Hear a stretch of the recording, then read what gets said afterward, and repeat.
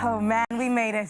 We actually made it. It is Friday, the weekend beckons, and I'm feeling good, Greg. You're looking good, the energy is good, and yes, it is a Friday. Thank you so much. Give us a little twirl there. Oh my gosh. Listen, this suede number. What is going on? I don't know, but I'm feeling so good in the colors. I didn't even know you were allowed to do that. I to didn't know take you were one allowed color to do and change it this. into 9 colors. Absolutely beautiful. My outfit kind of gives you an indication of what kind of day we're going to have. It's going to be heroic. Now. Okay, we're going to be leaving the planet, maybe. We're certainly not going to have our feet on the ground today. That's true. And I love that for us because we are going to be hopefully inspiring you today to look beyond our world and into the possibilities of space exploration. Dun, dun, dun. I think the world is a little bit preoccupied with this right now, obviously, inspired by the beautiful movie Project Hail Mary, and of course Artemis II actually having just done a slingshot around the moon.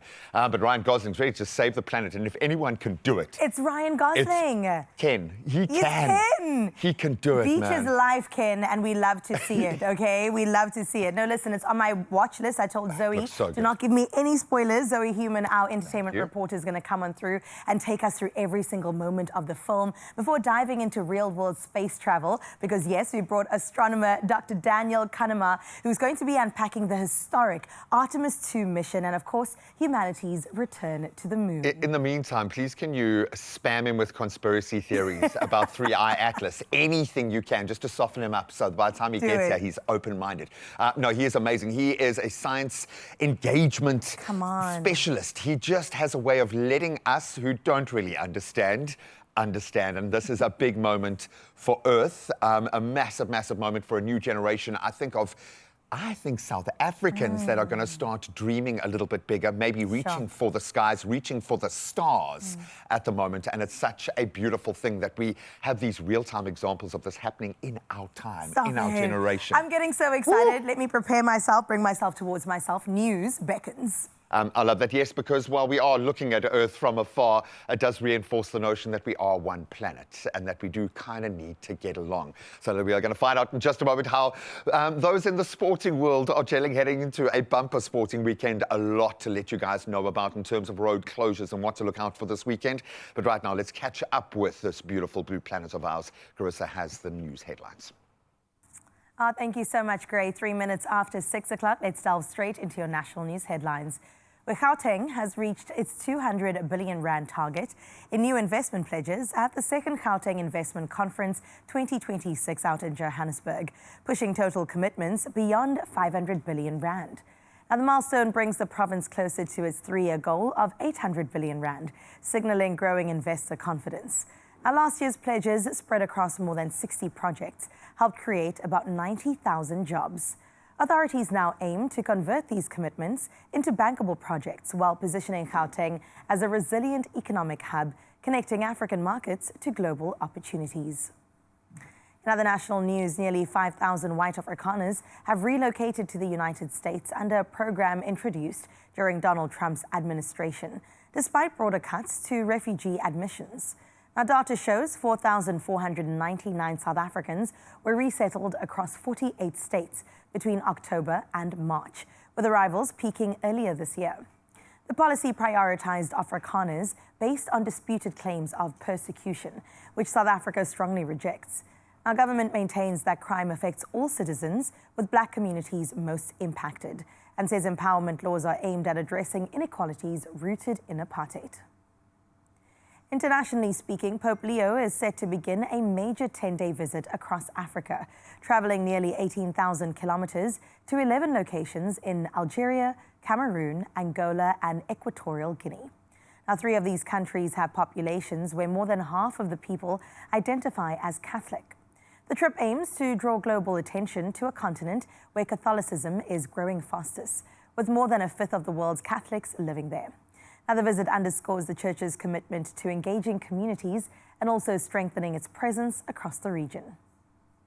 Meanwhile, Israeli Prime Minister Benjamin Netanyahu said yesterday that he is seeking direct talks with Beirut, a day after deadly bombardment killed over 300 people in Lebanon, threatening the fragile US-Iran ceasefire. Now, Trump announced a ceasefire in the 6-week-old Iran conflict late on Tuesday, just hours before a deadline, after which he threatened to destroy Iran's entire civilization. Meanwhile, in Pakistan, authorities were preparing for the first round of US-Iran talks. Although there was no sign Iran was lifting its near-total blockade of the Strait of Hormuz. And ending off with entertainment news now, where this morning, South Korean K-pop megastars BTS have burst back onto the global stage, kicking off their world tour on the back of chart-topping comeback album and a landmark performance in the heart of Seoul. Now, the seven-member group, widely regarded as the world's biggest boy band, reunited on stage last month after a year-long hiatus due to mandatory military service, following the release of their latest album, Arirang. Now, BTS, short for Bulletproof Boy Scouts in Korean, dazzled more than 100,000 fans, while nearly 20 million more tuned in online. Now, with 85 shows across 34 cities lined up in the next coming months, the tour could even rival the Eras Tour. Oof. That's where you find the Swifties shaking right now. But hey, BTS, we look forward to the rollout of all things to do with you. That's where we leave your 6 o'clock news right now. Let's get into your sports with Graham.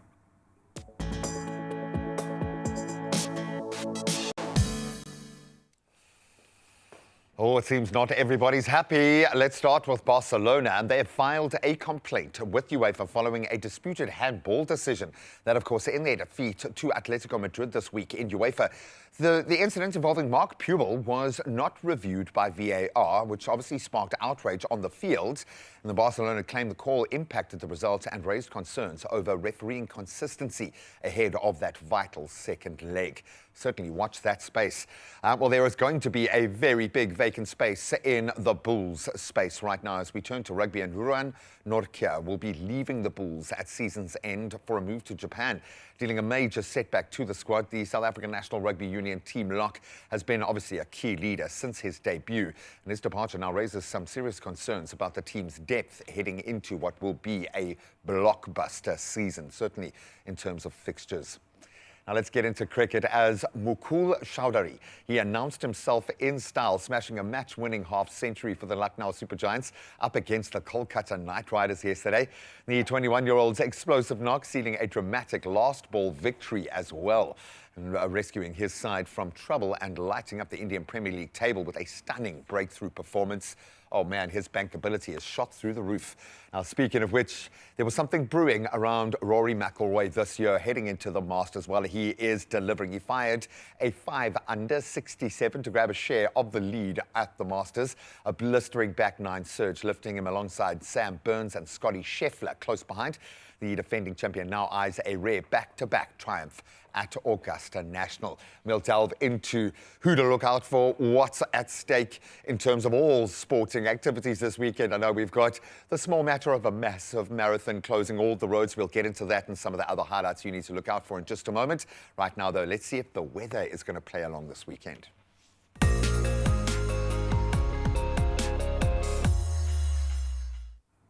Well, we definitely cross fingers for that. It looks like a beautiful weekend ahead. Let's hope it carries across the country. But let's start out in Polokwane. Well, you'll start your day under partly cloudy skies. Now, your temperatures begin at a low of 15, rising to a hot high of 31 degrees. Now, you can expect partly cloudy skies in the coming days, with temperatures climbing from 15 all the way up to 31 degrees both today and tomorrow. Well, from Polokwane, let's see what else is going down in Klerksdorp. On your side of town, you can expect full cloud cover today. Now, your temperatures start at 13 degrees, but it does reach a high of 27. Now, your remaining days for the rest of the week remain partly cloudy, with temperatures in the mid to upper 20s. Let's head into Pretoria next, where partly cloudy skies is the theme for the day. Now, your temperatures range between a cool start of 16 and an inviting 28 degrees as your high. In the upcoming days, expect partly sunny conditions that do clear of rain, with temperatures in the upper 20s, so do enjoy. And then out in Johannesburg, you'll begin your day with partly cloudy skies. Your temperatures start at a low of 13 degrees, but it peaks at 24 as your high. And then as we head into the weekend, expect partly sunny conditions with temperatures in the lower to mid-20s. From the City of Gold, we now move into Mbombela, where on your side, you'll wake up to partly cloudy conditions. Now, your temperatures will rise from a cool 17 and then hit a comfortable 28 degrees as your high. And as we have a look at the coming days, expect fairly sunny conditions with rain chance at 35% on Sunday. Up next is the beautiful Bloemfontein, where it's mostly cloudy skies that are expected for your Friday with gentle westerly winds. Now taking a look at your temperatures, it climbs from a low of 13 and doubles up to 26 degrees as your high. Looking ahead, mostly cloudy conditions continue with rain averaging around 22% for the weekend. Heading into Richards Bay next, where you are in for mostly sunny conditions with a moderate northeasterly wind. Your temperatures look like a warm 19 start and then peaks at 31 degrees as your high.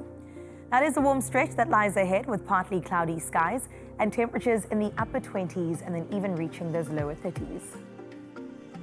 Out in Durban today, you can expect to have a mostly sunny day. Now your temperatures start at a nice warm 21 and then climbs to 28 as your max. It will feel like 30 degrees so do be warned. And looking into the coming days, expect mostly cloudy skies with rain chance at 40% on Sunday. And then into Mthatha we go, where today you're in for a partly cloudy day with afternoon thunderstorms. Now your temperatures climb from a cool 16 and then peaks at 31 degrees. In the coming days, expect cloudy and wet conditions with rain forecast at 65% come tomorrow. That brings us into Cradock now, where you can expect a partly cloudy day with afternoon thunderstorms. Now taking a look at your temperatures, they move from a cool 16 to a hot 30 degrees as your high. Heading into the weekend ahead, cloudy and wet conditions do persist with rain averaging around 53%. And then in Gqeberha, you're up next, where partly cloudy skies are expected with a gentle westerly breeze. Temperatures climb from a warm 19 to a scorching 34 degrees. And looking ahead, partly sunny conditions will dominate with a rain forecast at 35% tomorrow. From GQ to gorgeous George, you're in for a partly cloudy day with afternoon thunderstorms. And looking at your temperatures in Georgia, it will rise from a set 16 to a hot 31 degrees. And then as we head into the weekend, partly cloudy conditions do persist with temperatures ranging between 14 and 26 degrees. Out in the Mother City in Cape Town, you'll start your Friday with sunny skies. Temperatures range from a cool 17 and then peaks at 23 as your high. Now looking ahead, do expect some cloudy and sunny conditions. Your highs do remain in the mid-20s. We move into Sutherland next, where you expect partly cloudy conditions throughout the day, but there is rain forecast at 25%. Now your temperatures climb from a cool 12 degrees and warms up to 24. The outlook remains partly cloudy as we have a peak at the week ahead with a 50% chance of rain come tomorrow. And then out in Kimberley, mostly cloudy skies is what you're in for today. Temperatures range from a cool 16 and then get to an inviting 28 as your high. Now, taking a look in the upcoming days, you can expect cloudy conditions with temperatures remaining in the mid to upper 20s. And then, of course, our last stop out in Uppington, partly cloudy skies with gentle northerly winds are expected for this Friday. Temperatures start at a low of 18, but it does climb to 32 degrees as your high. Going into the remaining days, cloudy conditions will persist with a rain chance at 55% tomorrow. That just offers some relief along the way and also wraps up our weather report for now. We'll get into it again at 7 o'clock. But for now, let's check in with that sunrise view of the hour. And yes, bringing a smile to all of our faces, we've got Keith from Ganobi out in East London. Mr. Dyer, come on, sending the most breathtaking view of the gorgeous colors of the sky. Ra would call it that pre-burn, hitting the clouds there and the horizon just lighting up, letting you know that a 30-degree day waits for you, Keith, and we wish you a beautiful weekend ahead. Thank you so much for doing your country proud. And if you would also like to join our list of beautiful pictures this morning, 063-036-9649. A great show lies ahead. Let's get straight into it. Should I stay or should I go now? Come on, that is the question we're going to put to you guys this morning. We are inspired by space. We're inspired by Hail Mary, what looks like a fantastic new movie starring Ryan Gosling. We know he can take a lead, but this one comes to bear in a completely different way right now because we've actually sent a spaceship around the moon. For the first time in over 50 years, we are more excited about life off this planet. I mean, our lives leaving off this planet, not aliens. But there is something magical happening. So we thought, actually, let's get real and put this question to you. Okay. Ask the people, Let please. me ask you, as we head into the outer space this morning, would you take the leap? That's the question. If you were chosen for a space mission, are you going or are you staying right here on Earth where it's comfortable, it's familiar, and you know exactly the enemies that are around you? We were part of the initial Mars story. Had South African scientists in it. Ooh. And it actually happened that two of them fell in love. Oh, I love this. So they could have been, but they were exploring the notion of like the Rian Munsters, the adventure kind of survivalists going, because how do you survive for the amount of time, and what if the social dynamic? It was crazy how far we've come since that conversation first started, but I established then and there I wouldn't be allowed to go. Why not? Because I talk far too much. No, but that's the best.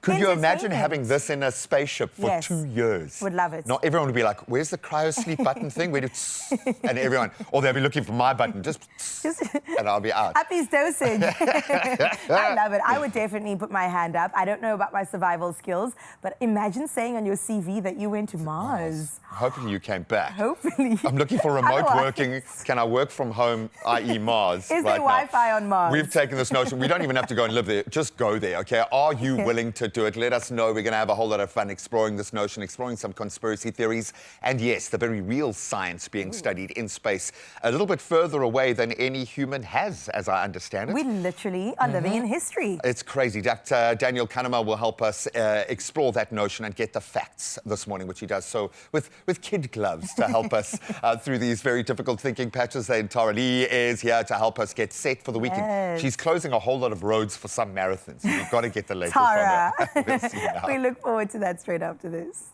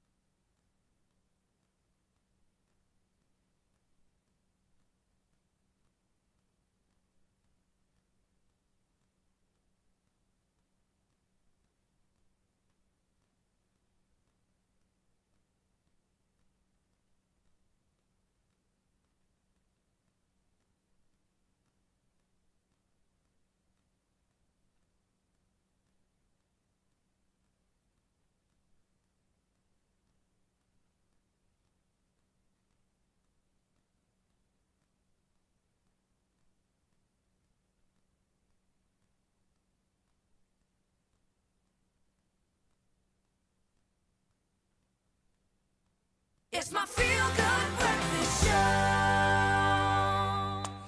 Welcome back. I know I was being a little bit cheeky before the weekend about the whole road closure thing. No, Tara Lee isn't closing the roads, okay? There is a good reason. This weekend is stacked, it's packed, and it is a global sporting spectacle from Cape Town. Of course, we've got the little matter of the iconic Two Oceans Marathon. Good luck, everybody.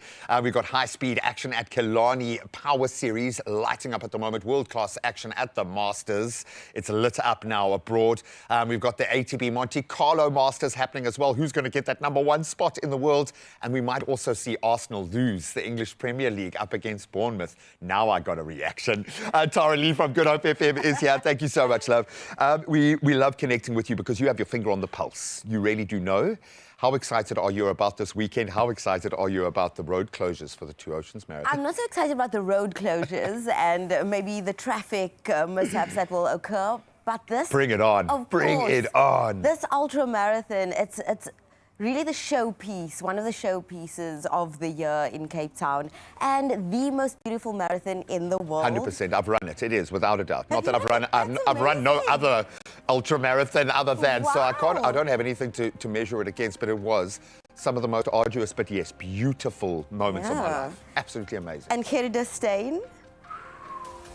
So she's running, and could she win it a seventh time? You know, I put nothing past her. She's just been winning it consecutively every single year, except, of course, that COVID period. I know, and it's not her fault, but this is the manifestation station that she always manifests on. So channel that energy for her. We've got the route up on screen, or at least coming up now. We've got Chapman's Peak Drive, Constantia Neck, then the main road through Muizenberg, and then basically a circle around my house, because I live like right in the middle of the southern suburbs there. So we cordoned me off brilliantly.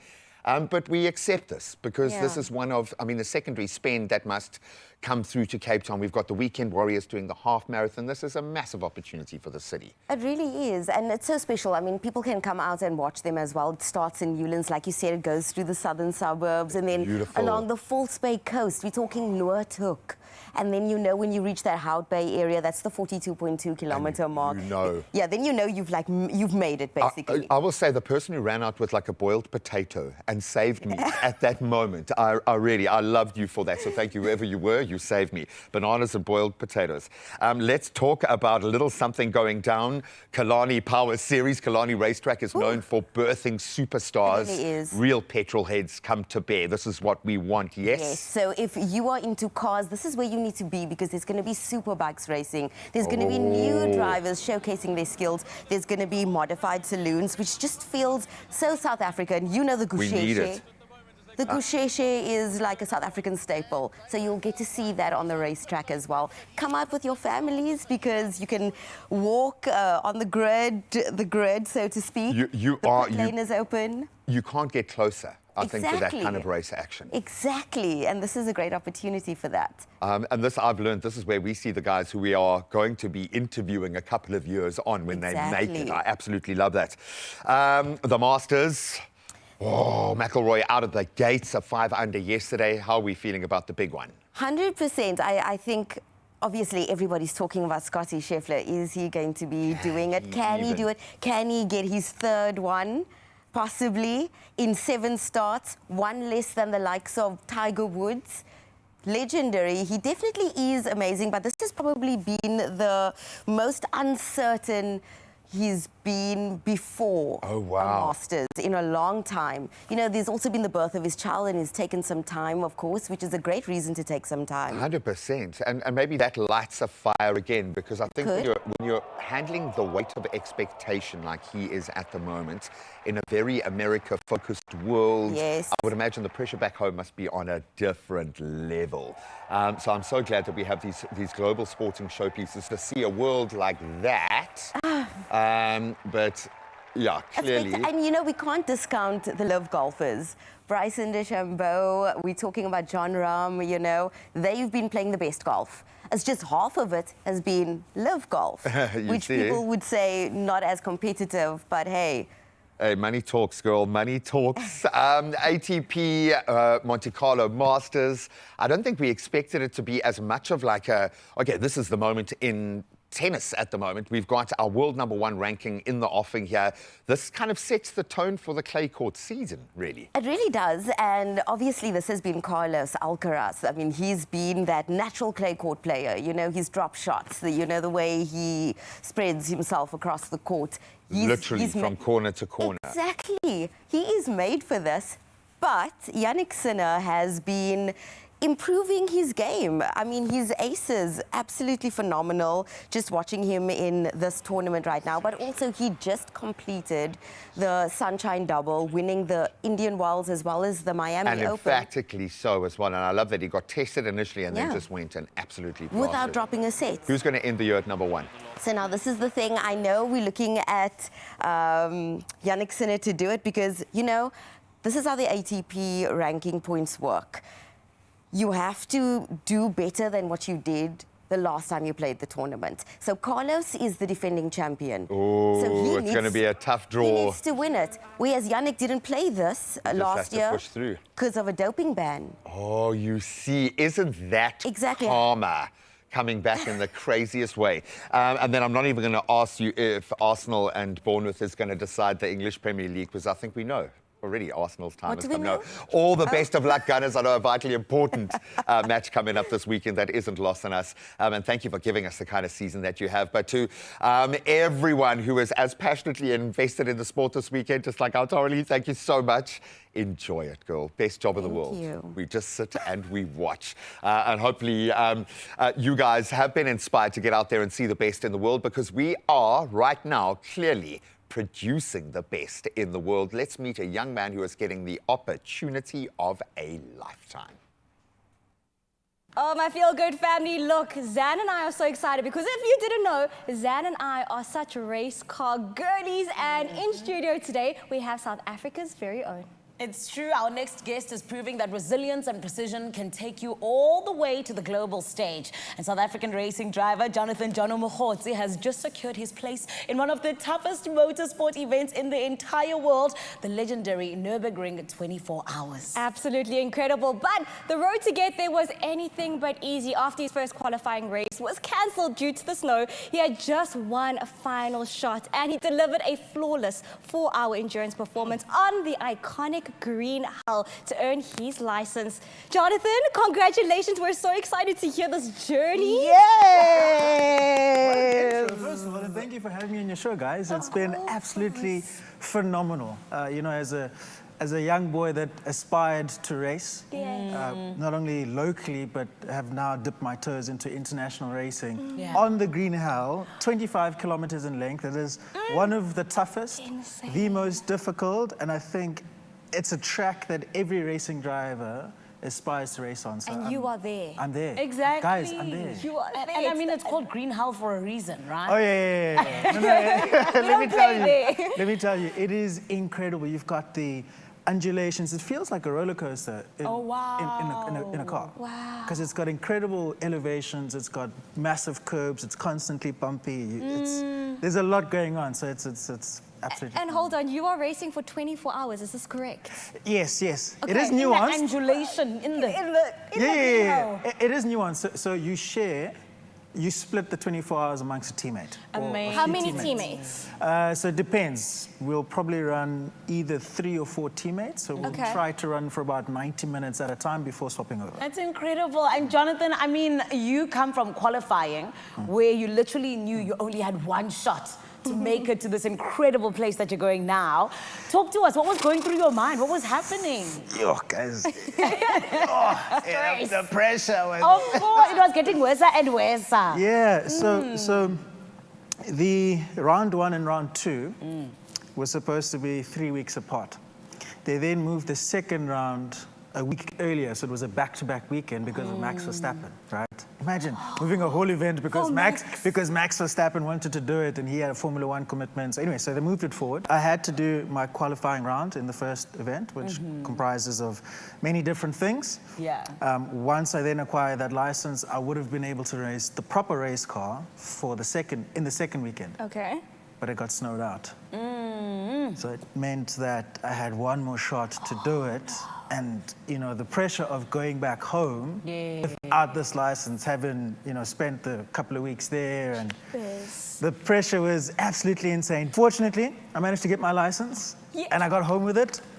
Superstar! Which means my next trip is tonight, actually. I head back to Germany tonight. So you head to Germany, then what's the itinerary like? And how do you actually prepare for something like this? Training, how do you train for it? Well, physically is obviously one. Number 2, simulator. Lots and lots of simulators. So once I get there, I got 2 days of sighting laps, if I can call it that. So I can rent like a road car, whatever the case, do a couple of sighting laps. And then Friday, we've got a couple hours of practice. And then Saturday is race day. Now, this weekend is only a 4-hour. Okay. It's only a 4-hour. Only a 4-hour. But again, this is a build-up towards the 24 hours in May. And you're obviously going over there to Germany with Max Cruz Racing. What are you guys hoping to achieve? What's the end goal? I mean, I know it's number 1, but what else would you like to achieve? Look, more than anything, I think building relationships. Yeah. You know, Max crews are well respected within the space. We've since then started working on another side project, which I can't really talk too much about, but you're familiar with Samola Hill Climb? Yes. So there's a little project that we're kind of collabing on. Nice. And hopefully For we this year or 2027? for this year. Oh, that's now. That's now. That's now in a couple of weeks. So- Jonathan, you are so busy, Sana. Of course, sisters. Hey, you and what do you are so think? We're just busy. chilling there. I love it for you. I love it for you. And I mean, I think it's so huge what you're going to do in Germany. Well done. This is why we can say we're so proud of you. Thank you. But what does it feel like for you to go and represent South Africa on such a global stage? It's a big deal for me. It's a big deal for what I represent, for who I represent. I represent hope. You know, I represent, what is possible. I came from an environment at the time that didn't quite make sense. So sim racing to real racing. Yeah. It's often the other way around. And so, yeah, I'm incredibly grateful. Jonathan, when is this official race happening? How can South Africans here at home all support you? It is over the weekend of the 15th, 16th of May Okay. in Germany. It will be live streamed over various platforms, main one being YouTube. And yeah, I'll share all those details closer to the time on my social media pages, and that's Jonathan Mokhotsi Racing. Congratulations. We are Thank you very very proud much. of you. Appreciate And it. thank you for making us so, so proud, just in terms of where you're going and what you're doing. And we know you're still going to do amazing things. Thank you very much. Thank you. Oh, Feel man. good, family. That is Jonathan. Let's all support him. Let's get behind him come May. He's doing the 24-hour challenge. I mean, we can't even stay awake for 24 hours. No. Imagine how we're going vroom, vroom for 24 hours. Sana, and this is why we trust in people like Jonathan. For now, though, there's no challenges here on this show. It's all about feeling good. Make sure you don't go anywhere. You're still on Expresso. Oh, Zan, we are not going anywhere, and thank you for plugging us into that great conversation. Because right now, Mzansi, I want to plug you into that good thing. It's called Bake That Thing! Thank you, Clem. The energy was great. Musa, next time, when we point, you must go, Bake that thing. All right. Okay. We'll work on that. We're going to work on that one. But Mbuzo is here. We're going to be making bento cakes. From my understanding, it's a cake, but smaller. And the chef's going to explain to us today how his vanilla cake gets turned into a bento cake. And I can't wait, because I don't know. But I know I'm going to be eating. Oh, if you didn't know, now you know. We're about to find out right here on your Feel Good Breakfast Show. Don't go anywhere, because after the break it is... Bake That Thing! Yes! Only you can make my day.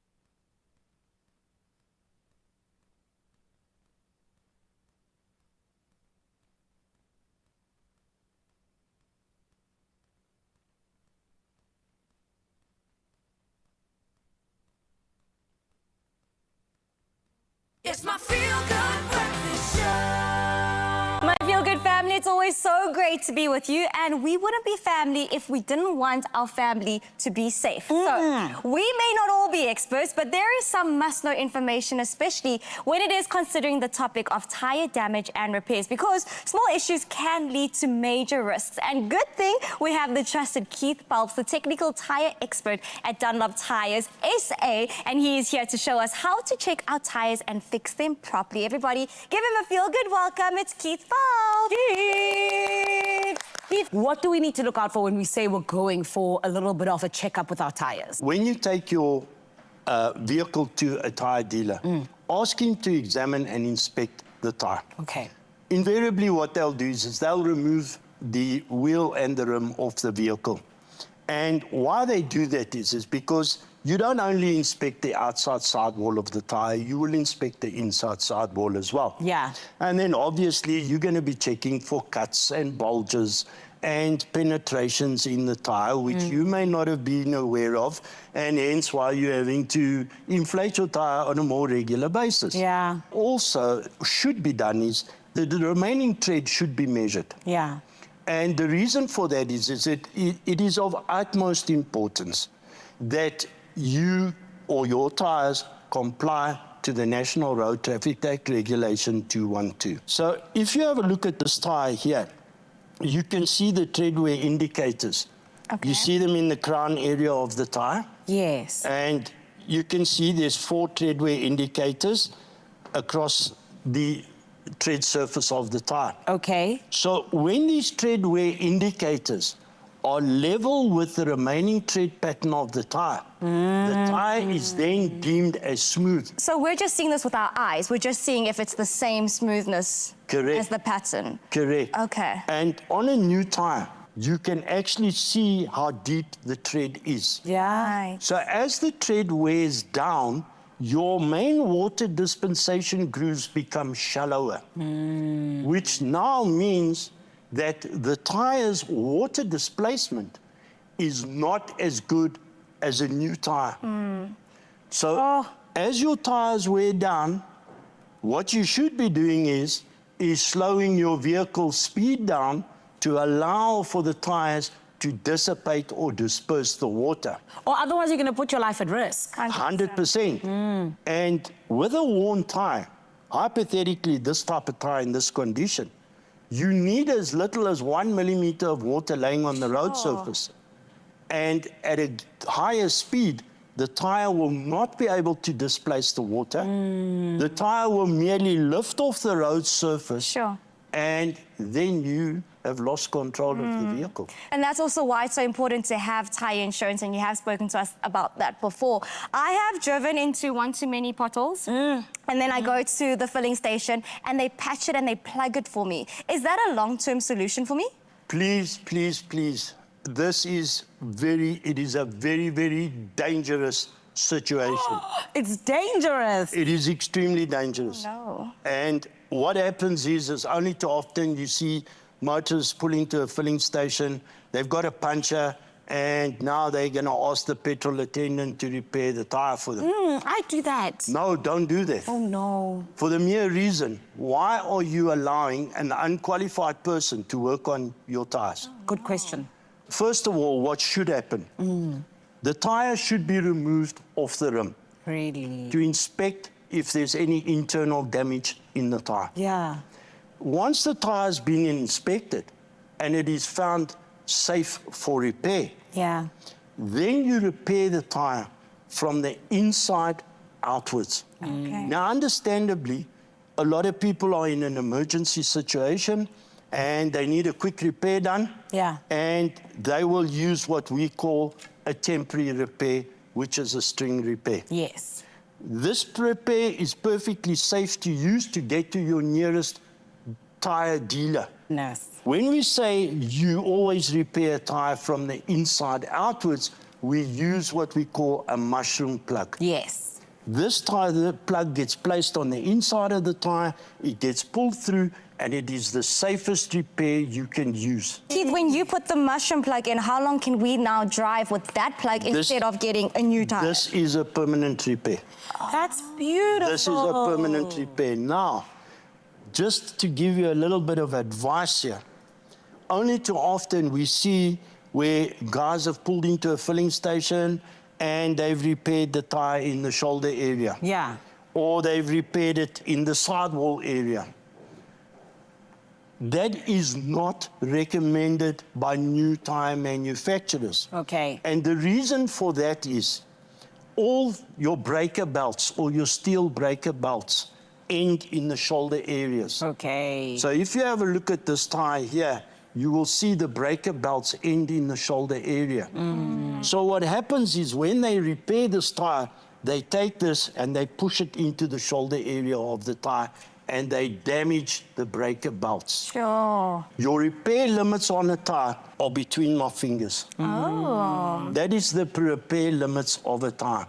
Keith, thank you so much for Pleasure. joining us. I mean, we trust you when it comes to our safety on the roads. Yes. Thank you so much Pleasure. for joining us here once again. Thank All right, Real Good fam, it's time for you to check your tires. If you didn't do it just yet, go today. Fix them properly, and thanks to Dunlop, you can share this with someone who needs to hear about it.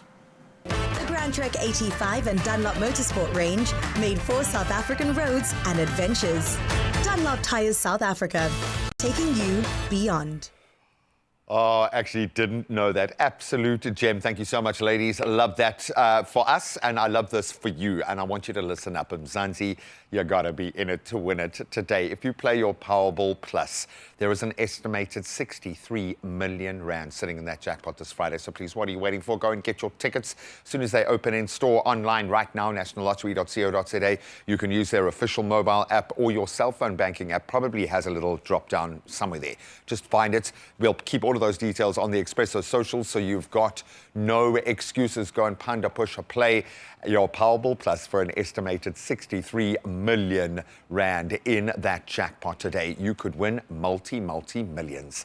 Well, we are going to be learning to layer up this morning, and yes, it can happen with makeup as well. And we have brought in the pros to do it, and the products are exquisite. I have a feeling we're going to kick in the FOMO in a big way. And then, of course, Mvuzo is here to bake that thing. He is going to take any of your baking-related questions. If that cake has gone south, he'll figure it out for you. We'll start the tasting after this.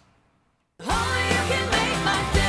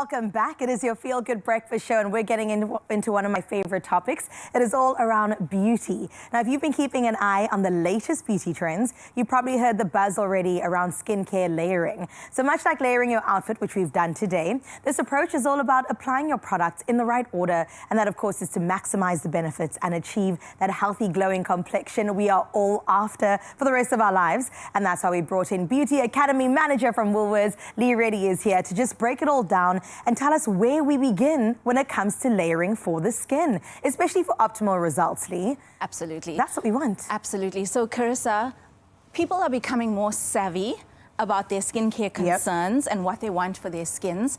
And of course, they're researching ingredients.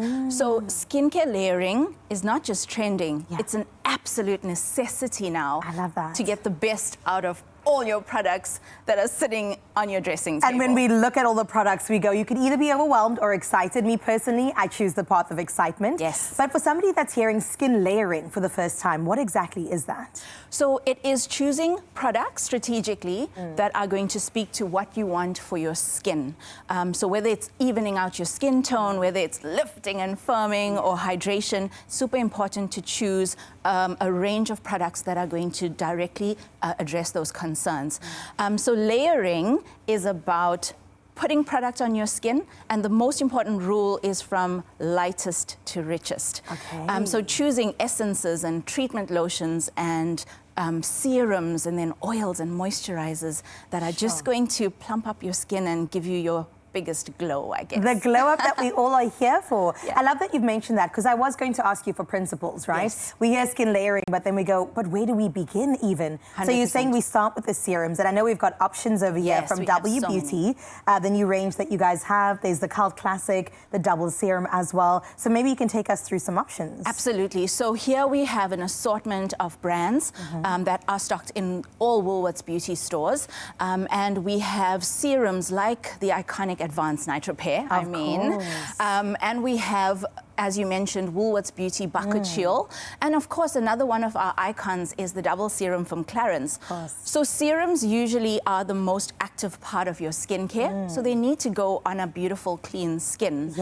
So we start lightest to heaviest, as I mentioned. Treatment lotions first, then followed by your serum of choice, depending on the concern you're speaking to, followed by a beautiful unctuous moisturizer that's going to seal everything in. My goodness, your skin is just going to drink it all up. Absolutely. And when it comes to application as well, there's also talks around that. Are we slapping it onto our skin? Are we dabbing a little bit? Are we using maybe a brush or a tool to put it on our skin? Well, for me personally, I always start with pressing in some treatment lotion on my skin, waking it up, getting ready for the next steps. Serums onto your fingertips, pressing into the skin, always lightest texture first. Give it a few seconds to absorb, and my rule of thumb is less is more. You do not want to oversensitize, overstimulate the skin, because that can cause reaction and irritation as opposed to comfort and glow. And then follow with your perfect moisturizer. And of course, going into winter now, we're adapting those textures to be a little bit richer. Our skin gets drier, doesn't it? Yes, yes. And Cape Town is so cold. I'm hearing, because I'm brand new to Cape Town. So a moisturizer depending on your skin type. And at Woolworths Beauty, we can sit you down, consult, and get the perfect products for you. It's one of my favorite parts about it. As you walk down the aisles of the beauty area and department at Woolworths, there are always women and men there to assist and to help you, because it can feel quite intimidating. You've got to take care of our hair and our body and our skin. And no, they're there to help you, so don't even stress about it. I was going to say about SPF 2, winter, summer, autumn, spring. Absolutely. SPF is non-negotiable. Non-negotiable. Mandatory. It's the last step of your skincare routine. So after your moisturizer, definitely an SPF 50 is necessary. And then you follow with your makeup, and you're protected all day and you're flawless all day. I love that. And a good skincare routine is the best base for any kind of makeup that we have. Okay, winter is coming up. Maybe one product that you would recommend or that you would reach for. Oh, that's such pressure. Tough. Maybe two, if you can't choose one. Okay, so I'm going to quickly shoot to 3. So Advanced Night Repair, a beautiful water magnet, locking in your moisturizer all day. definitely something like double serum as well is an option, and that has 27 active ingredients. Sure. That's treating your skin and making sure your skin is comforted and protected. One of my favorites is the La Mer treatment oil, which is just a must-have for winter. It just gives you that much-needed moisture and treatment that your skin needs. You can also use it on the ends of your hair, on your cuticles. The world's your oyster. And of course, we've just launched K-Beauty at Woolworths, so I am a standard, blown away by these products. I love that. We've seen it on TikTok with all the girlies, and now we get to enjoy them as well. Lee, you're a genius, and thank you for coming through. We love the fact that we've got so many options just waiting for us. And of course, we are talking about skin layering made simple. It really is all about understanding what your skin needs and then choosing the right products to serve you as well. Applying them in the correct order from lightest to heaviest, and then of course, getting the best possible results. Now shop all your favorite beauty products. You know that you could do so at Woolworths, in-store, online, and on the Woolworths Beauty app. Good morning, South Africa. My name's Clem Pedro, and you're in the kitchen with myself and Chef Mvuzo Toko, because it is Bake That Thing! This morning, Chef Mvuzo promises to make a delicious vanilla sponge, and it's going to be a sponge with a difference. He's making a bento sponge. I don't know how that's going to happen. We're going to find out together. If you have any questions for myself or for our amazing baking chef this morning, please send us a WhatsApp. And actually, no, you know what? No, just call. Just call us, you know? My cell phone number is 082. Just joking. Just joking. Chef, are you ready to start baking? I am ready to rock and roll. Okay, I'm very happy. Are you okay if we was to send us some voice notes? Yes, of course. Okay, sure. So do send your voice notes through. Yes. That magic number 063-036-9649. I had to get permission from the people upstairs to open up the phone lines. Okay. Let the people call. Chef, let's start baking. Vanilla sponge sounds easy. You've got some skills and some tricks for us. Yes, we are ready. Talk me through it. Where do we begin? All right, so now we're going to be making this vanilla sponge cake. It's a bento cake, so that means basically it's a small cake, right? So first things first, we're going to be taking the butter into our mixer. So this goes inside right there. Talk to me about the two paddles, because you've just taken this one out and you're switching into the whisk. All right, so now we're going to be creaming the butter. And as we cream the butter, we're going to be adding some sugar as well, right? So let me just take attachment out. It comes right here. I love that in 2026, we are so used to working with equipment that to help us in the kitchen, electrical mixers, stand mixers. It makes things so much easier. It makes so us, the sugar just goes inside right there. It makes us appreciate our parents and grandparents even more to understand that they didn't have When this. they started, so everything is much easier for us. It definitely is. So just inside. Right, so we're just gonna start on slow speed. Just mix everything up, just nice and slow. So we just incorporate everything, make sure it's nicely mixed, and then next we're gonna be adding our eggs one by one. One at a time. Yeah, Let it just become one at a shimmy in time. there.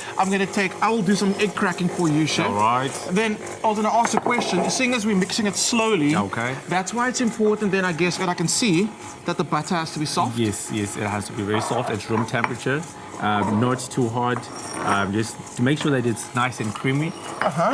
Yeah, so the eggs are going to be going right in there. One at a time. So can I just crack them on the bowl and add them one at a time? Yes, of course. And then I see also the eggs themselves, they're not cold. Everything has to be at room temperature for this one. Nice. And that is the trick to baking, right? Vanilla essence goes right in there. And that's a nice amount of vanilla essence. We're doing this at the same time, Chef? Okay. Awesome. This is teamwork. All right, let's just do this. One at a time? Just one at a time. There we go. Awesome. And you want to make sure that it's incorporated before we... Yes, very well. Just to speed up a bit up. I was going to say, because I'm a little bit impatient. There we go. Almost. In TV world, let's imagine that it's all incorporated and we're doing this one at a time. So once we've added our eggs, what is the next ingredient that we add? So the next ingredient is going to be, this is buttermilk, and let's bring the flour in. And then let's have a quick little blitz. Awesome. So this goes right in there. So these are the dry ingredients, baking powder, bicarb, and the flour. So now we're going to be adding this. alternatively with the flour. I was going to ask that question. Yes. Okay, so we're going to do again teamwork, chef. Yeah, Let me right. actually move our mixer a little bit to the center. Yes, please. So we can both have a side. Yeah. You're going to go with dry. I'm going to go with wet. The All batter then goes into our little cake tins into the oven. Into the oven. For how long? That's going to be baking for 30 minutes at 160. There we go. You got the instruction. Now let's just see this all come together. Okay, you let's ready, go. chef? Yes. Right, you start. A little bit of buttermilk. Yes, right. Add that. A little bit of dry. You don't need two people to do this, but you know what? It makes it fun. It definitely Right, does. I can go in. All right, so this is going to be the last round. Last round for me. Yes. And don't waste. Awesome. And while you're adding that, I'm going to go grab one of our round bases. All right. There you go. Speed it up. Amazing. Perfect. All right. Boom. That's awesome. This now, I'm going to pop this down here. This now goes into our beautiful cake tins. I love a small cake tin. There we go. And then it goes into the oven, like you said, don't miss. And then we're going to end up with these beautiful sponges, beautiful color on the outside, beautiful soft springiness, and it feels dense. Yes. You know when you can feel a cake and know that it's not dry. It's rich. It's very rich. So when we come back, we're going to find out how this gets mixed with a beautiful buttercream icing and then gets assembled to become the most perfect vanilla bento cake. Oh my goodness. Okay, I'm going to stop pouring. You can go somewhere else along. I'm going to need a little batter leftovers to myself when we're done. Get out of here. Go, go, go. Ad break. Get out of here.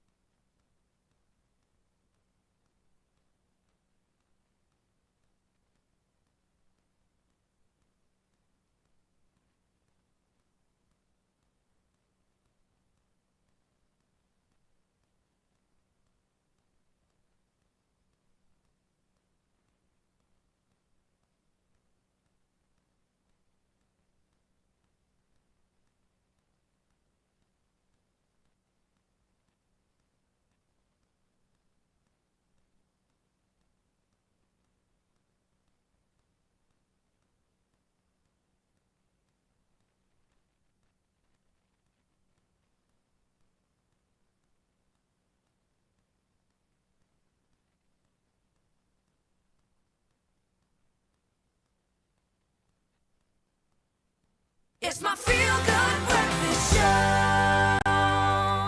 Welcome back. It is your Feel Good Breakfast Show. Thank you for joining us on this wonderful Friday morning. It's just got top of the hour. Let's get straight into your 7 o'clock national news headlines, where Justice Minister Mamoloko Kubai has introduced a new protected disclosures bill aimed at strengthening safeguards for whistleblowers and tackling corruption. Inspired by findings from the Zondo Commission, the legislation seeks to close gaps that previously left individuals vulnerable to retaliation. Now, it proposes stricter confidentiality rules, legal support, and possible inclusion in witness protection programs. Now, the bill also introduces clear timelines, a central database, and penalties for retaliation, reinforcing accountability while encouraging more people to come forward with critical information. In other national news, Gauteng has reached its 200 billion rand target in new investment pledges at the second Gauteng Investment Conference 2026 held out in Johannesburg, pushing total commitments beyond 500 billion rand. Now, the milestone brings the province closer to its 3-year goal of 800 billion rand, signalling growing investor confidence. Last year's pledges, spread across more than 60 projects, helped create about 90,000 jobs. Now, authorities aim to convert these commitments into bankable projects while positioning Gauteng as a resilient economic hub, connecting African markets to global opportunities. Internationally speaking, the Royal Navy has closely monitored 3 Russian submarines operating near vital undersea cables and pipelines north of the UK. That's been happening over the past month, raising security concerns. Defence Secretary John Healey said British forces, supported by allies including Norway, tracked the vessels but found no damage to infrastructure. Now, the activity underscores growing tensions around critical data and undersea cables, which carry over 90% of the UK's daily internet traffic. Russia denies any threat, yet officials stress continued vigilance against covert operations targeting essential systems. Meanwhile, Pope Leo is set to begin a major 10-day visit across Africa, traveling nearly 18,000 kilometers to 11 locations in Algeria, Cameroon, Angola, and Equatorial Guinea. 3 of these countries have populations where more than half of people identify as Catholic. Now, the trip aims to draw global attention to a continent where Catholicism is growing fastest, with more than a fifth of the world's Catholics living there. Now, the visit underscores the Church's commitment to engaging communities as well as strengthening its presence across the region. And closing off once again with a bit of entertainment news this morning is that Academy Awards, famously known as the Oscars, are stepping into a dazzling new era, with organizers confirming the ceremony will move from the Dolby Theatre after its centenary celebration in 2028. Now, from 2029, the glamour shifts to the Peacock Theatre, right alongside the vibrant Crypto.com arena, which is just a stone throw away from the Roosevelt Hotel, where the very first Oscars were handed out in 1929. Now, the Academy of Motion Picture Arts and Sciences says the move blends rich tradition with a bold modern stage. Adding to the excitement, the Oscars will stream globally on YouTube, opening Hollywood's biggest night to even more fans worldwide. Well, we love to see the progress and growth of one of the most biggest award ceremonies of the year. But now, though, that is where we leave your 7 o'clock news. It's time now to get into sports.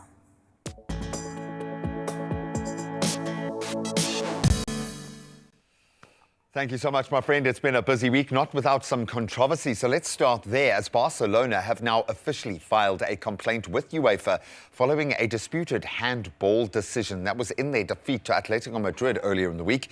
The incident involving Marc Pubel was not reviewed by VAR, strangely enough, sparking outrage on the field immediately. Barcelona claiming that the call impacted the result and raised concerns over refereeing consistency ahead of what will now be a vital second leg.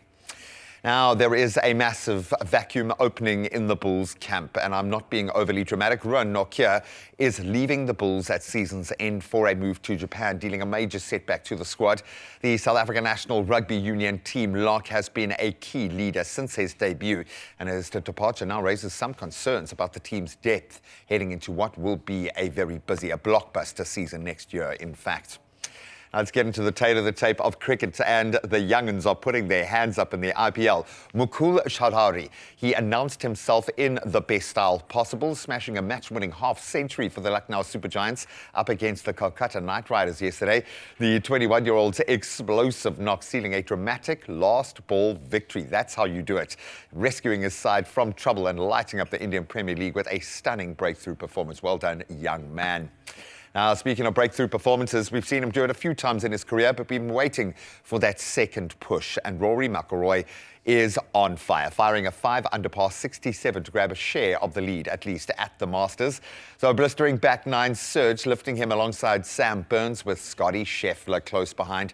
And the defending champion now eyeing a rare back-to-back triumph at Augusta National.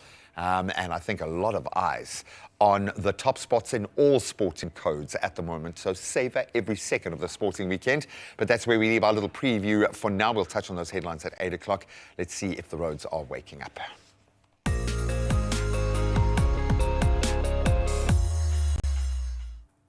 Well, thank you so much, G-Man. Let's check out what's happening on your roads out in KZN and Pietermaritzburg.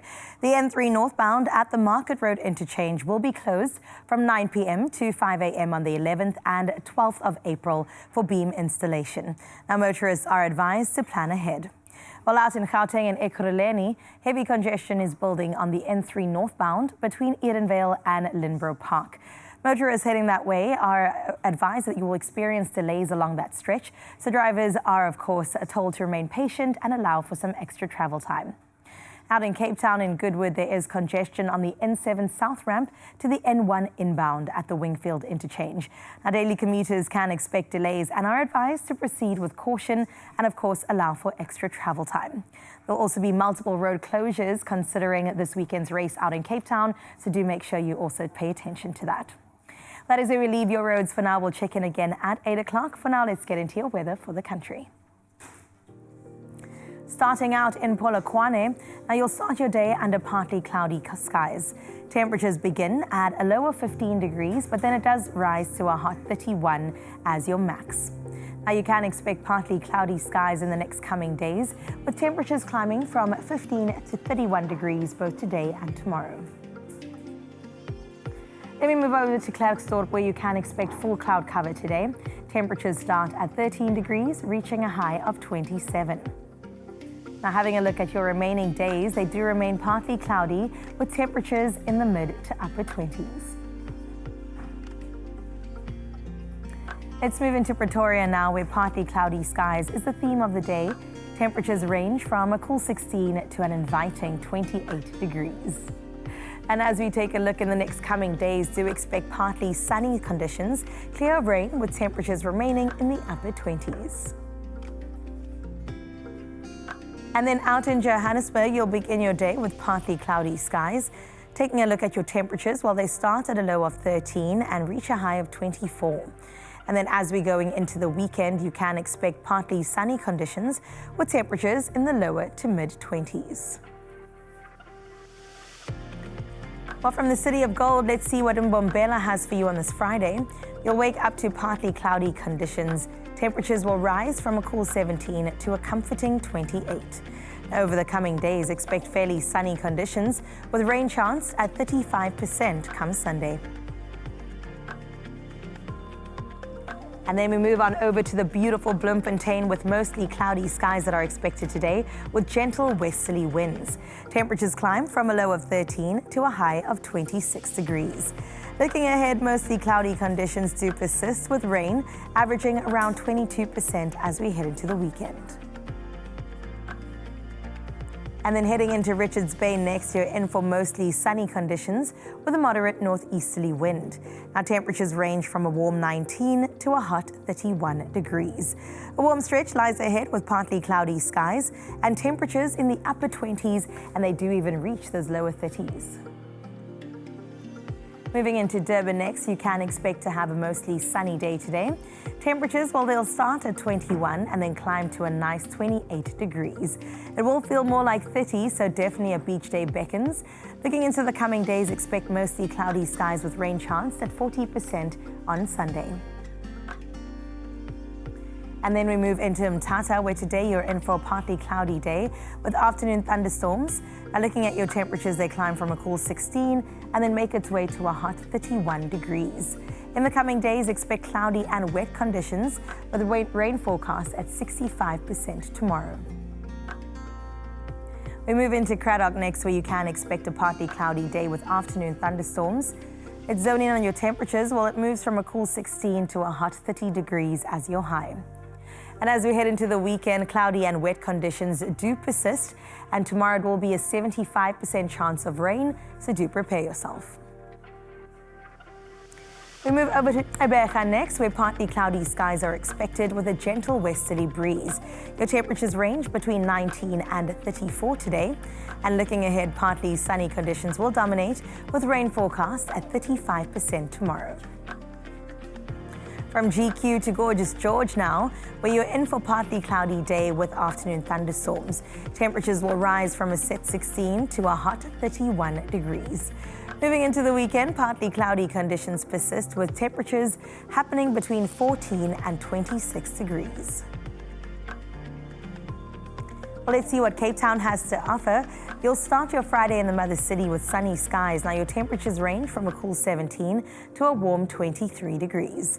Looking ahead, expect cloudy and sunny conditions with highs remaining in the mid-20s. And we move on to Sutherland next, where you can expect partly cloudy conditions throughout the day with rain forecast at 25%. Temperatures climb from a cool 12 to a warmer 24 degrees. And the outlook for the rest of the week does remain partly cloudy with a 50% chance of rain tomorrow. Well, that's Sutherland wrapped up. Let's see where we're headed to next. It's all about Kimberley, where it's mostly cloudy skies that you're in for today. Temperatures range from a cool 16 and climb to 28 as your high. And then as we look at the upcoming days, expect cloudy conditions with temperatures remaining in the mid to upper 20s. And then finally, out in Uppington, partly cloudy skies with gentle northerly winds is expected. Temperatures starting at a low of 18 and climbing to a blazing 32 degrees. Going into the remaining days, cloudy conditions will persist with rain chanced at 55% tomorrow. And on that note of Uppington, that's where we wrap up your temperatures for now. We'll see what's happening once again at 8 o'clock to prepare you for the weekend. Right now, though, to prepare us within this hour is our sunrise view of 7 o'clock. And this one was sent from Nia Geduld from Durbanville out in Cape Town. And thank you so much for representing the North, Nia, in the best way. I'm hoping you just stepped outside your house and get to witness this gorgeous view every single day. And Nia, we do too on this beautiful, glorious Friday. So thank you so much for allowing us to share in your joy. 27 degrees is what you can expect on your side, Nia. We wish you a beautiful weekend ahead, and thank you so much for getting in touch with your stunning morning view. Now, if you would like to be like either Keith or Nia, 0630369649 is how you get in touch with us. We've got one more to get into for 8 o'clock to send us into the weekend, so please make sure it's good. Let's talk buttercream. Chef, you're going to be making our buttercream that's going to be going with our amazing vanilla sponge cakes. Yes. Are you ready to get cracking on that? I'm ready to rock and roll. We have our roaming kitchen reporter busy putting our cakes in the oven right now. Look at that footage. There we go. We have our cameraman Cruz. They call him Cruz because he's always cruising around, and he's cruised to our prep kitchen. Safe. In the oven. Are you okay? Are you confident that that's going to be taken care of? Yes. All right. Let's talk buttercream. Butter, of course, right? Yes. First ingredient. Butter. And we learned the ratio earlier this week that when you're making buttercream, that is 2 to 1. Yes. So it's 1 part butter, 2 parts icing by weight. Perfect. Love that. Softened butter. We're going to start mixing that. We're going to start gradually adding our icing sugar and then vanilla. This is going to keep on mixing, right, Chef? Yeah. Make a bit of noise. Don't wear black. If you have any more questions for us, for myself or for Chef, please get your WhatsApp voice notes through to us. That number 063-036-9649. Don't wear black in the kitchen when you're baking. This is going to keep on mixing. We're going to come back, and Carissa is going to join us as she decorates her signature vanilla sponge cake. You think she got the skills, Chef? Yes, I am asking for it. She does.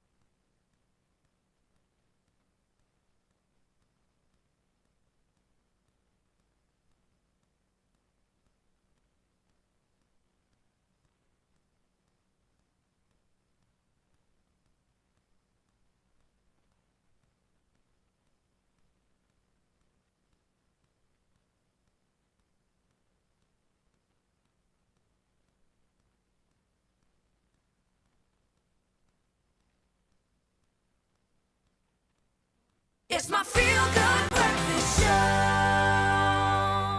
Welcome back to your Feel Good Breakfast Show. Now, I'm going to pose something to you, and then I don't want you to get too scared, because imagine waking up and having no idea who you are, then realizing you also don't know where you are. Sounds a bit like a nightmare, doesn't it? And then you find out that you're alone, actually in the outer space. And some are responsible for saving Earth. There's so much on your shoulders right now. Well, that's exactly what happens to Ryan Gosling in this new film that I 100% want to check out. It's called Project Hail Mary, and I cannot wait to get my bum on a seat to witness it all.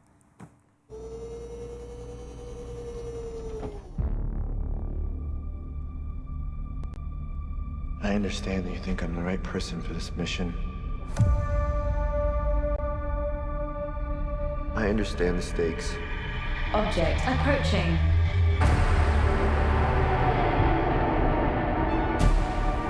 If we do nothing, everything on this planet will go extinct, including us. Dr. Grace, the world is counting on you.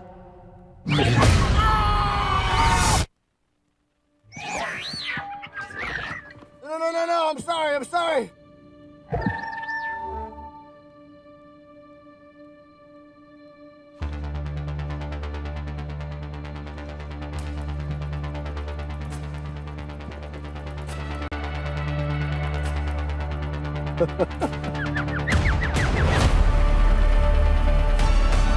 I'm Grace. I'm gonna call you Rocky. We're here for the same reason. His son is dying too. If we're gonna save our planets, we have to learn how to communicate. Check this out. We have about 250 words. Let's find you a voice. Why is a school teacher in space? Oh. Nope. Why is a school teacher in space? Try this. I am Rocky. I like. So I have a new roommate now. Hi, Grace.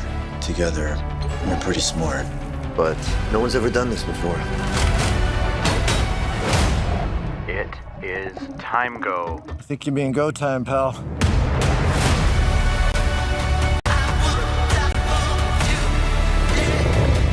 There are infinite possibilities for this to go wrong. This ship wasn't built for this. Now! If Grace Rocky saves stars, we can go home. I think this is a one-way trip for me.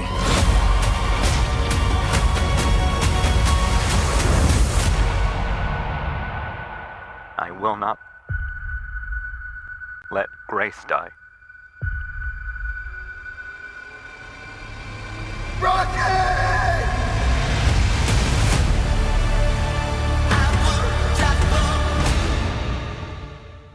Oh my goodness, that was incredible. Based on the novel by Andy, who also did The Martian. Also did The Martian and also did Artemis. So this was his 2021 Project Hail Mary. Oh, do you know my gosh. Do you know what a Hail Mary is? Hail Mary is like within the Catholic sphere. It's like when you say your Hail Marys. Well, in this context, it's referring to like American football. So a Hail Mary is that last attempt. You know, you go all in. You do the long kick and you hope someone's going to catch it. You know, whatever they do in American football, but it's that last effort, and that's basically what this movie's about. My goodness. No, listen, the movie looks incredible. And Ryan Gosling, I'm pretty sure he's going to be nominated for an Oscar for this one. I really do think he will be. 100%. Most definitely. And maybe Rocky will get supporting Maybe Rocky actor. will. But speaking about Rocky and Ryan Gosling, I know many of the scenes were actually shot solo, which I'm wondering, how exactly did they do that with creating the chemistry between Well, I mean, it is solo, but it's also not solo. So a lot of the time he's spent on this ship. This ship, by the way, they built completely, so nothing is CGI. Yeah, they had no green screens in this movie. Obviously, some editing of the imagery, but for the most part, no. But to answer your question, What was your question? How did he do the solo scenes? Oh, yeah. So not just him. Rocky was, in fact, the puppet. So they had 6 different puppeteers that held Rocky together. And they had him, yes, in the larger scale that was 3D printed, but they also made a smaller scale version where they manipulated him. All 6 puppeteers were heading him up. Oh, my gosh. Okay, so he wasn't talking to nothing, essentially. No, not all I'm the thinking time. about, like, I Am Legend, where Will Smith was just out there by himself. But Ryan Gosling really, I mean, he's a fantastic actor. He's got range. He's so good. So even if he was alone, that would be okay. You did mention no CGI, but there is, of course, some graphics that were added. How does this compare to other space films that have been released? So I really do believe that this film is the definition of what we want to see in modern day sci-fi. It is going to be the pinnacle of modern day sci-fi. Setting the bar. It is setting the bar so high because I feel like modern day sci-fi, if you look at things like Dune, there's a lot of drama behind it. We've lost that sort of charismatic branch of sci-fi, you know. It reminds you a bit of Interstellar in the sense, you know, a little bit of Memento and Interstellar coming together in the story that you're going to see. And it really is just a joyful movie to watch, and it's going to spark those little emotions within you for sure. And I love this because, and please don't take offense to this, but usually when it comes to sci-fi, it's a very particular category of people, right? Absolutely. You can reference Star Trek and somebody will know exactly what you're talking about from across the room, but this seems more open to the greater public.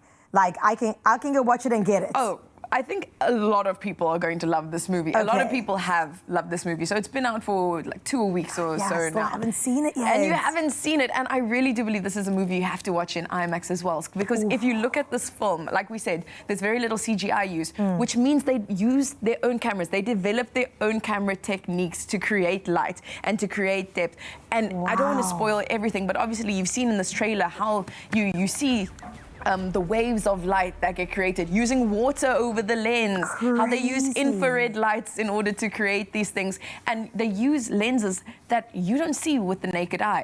The lenses are so magnified in their details that you can only see it on camera. We wouldn't be able to see it if we were watching it. So a lot of the times Ryan Gosling is even said, like, it just looked normal to me, you know, when I'm busy filming. Right, but then when you watch it back, Exactly. I love the innovation that's being used. And you know what? It makes sense when we're talking about something like space, something vast, something we don't even have a grasp on entirely. But on the show today, we're definitely going to delve a little bit deeper into it. Zoe's not going anywhere. We're back in just a little bit. We've got more questions to ask, especially around the world of Star Trek, because I've heard there's some Easter eggs and some overlaps between the two, which we'll delve into in just a little bit. For now, though, let's head to Gray.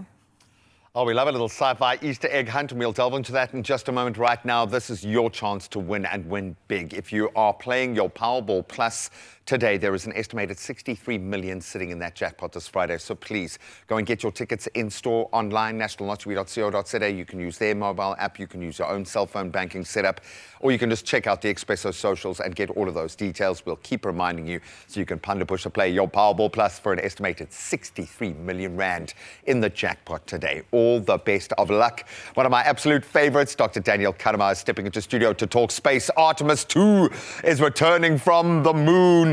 We are loving space right now, and no one loves it more than this guy. He's the official engagement scientist, and we are going to engage with him after this.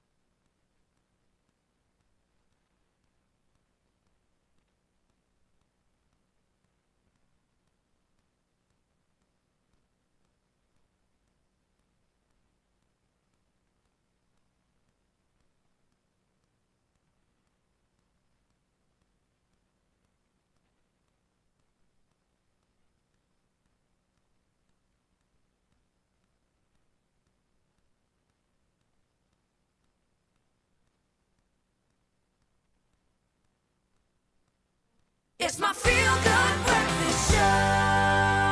Welcome back as we get super excited about space again and the moon. For the first time in over 50 years, humans have journeyed beyond the moon, and the Artemis II astronauts are now thankfully on their way back to Earth. They will be landing later tonight. This historic lunar flyby, we're going to call it, took them further than into space, at least, than anyone has been before. I wonder what that would feel like. Some earth-shattering new views of Earth in its entirety, an opportunity to see the world as one. South African connection, which is great. So our South African connection to space, Dr. Daniel Kanema, needs to explain what's been going on. Just, I think, in a general sense, a beautiful opportunity to get united as a planet again. What were we uniting behind? What was the goal with Artemis II? Yeah, absolutely. I mean, I think there were many goals. You know, some of them... A lot of science going on, A lot of science going on. There was a certain amount of national pride, you know, in the US getting up there again. But I think that, as you mentioned, like globally, it really is a uniting thing. I think the astronauts have mentioned it. They've talked about it. They pointed back at Earth as one thing. Humbling it is to like look back and say, like, you know, we're all Earthlings at the end of the day. It doesn't matter, you know, what country we're from or what our beliefs are. We're all just on this little blue orb, and having that perspective and being able to share that perspective again with us it's pretty special. Kind of brings your feet back down to Earth in a rather strange and sobering way, and the world needs that right now, I think, more than ever. Not to speak lightly about what's going on in the world, but what were we trying to achieve? Why didn't we land on the moon, yo? We go all the way there and we just drive past and wave. Now, I would assume a moon landing itself is a whole different prospect, but what was the main goal of getting out there? Yeah, so these are test missions. So, I mean, they sent the Artemis up a couple of years ago without crew to test it out.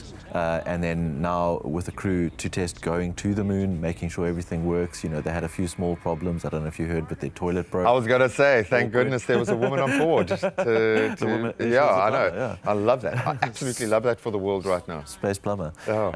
So yeah, I think testing they can get there, testing the takeoff, landing. You know, space is hugely risky. Like, it's a risky endeavor. Like, they can plan all they want, but you're strapping yourself to a very big bomb. No one can it's crazy. So yeah, getting there and back is hard enough. The landing is a whole nother story. You know, you need an additional craft. You need some sort of lander which is going down, coming back up. There's refueling. There's all sorts of stuff. And you think about it, with the amount of information they're going to be making those decisions on now versus the last time they went to the moon. Chalk and cheese. So let them gather the data that they need. In terms of new data being gathered, we saw a few spots of the moon that we apparently haven't ever seen before.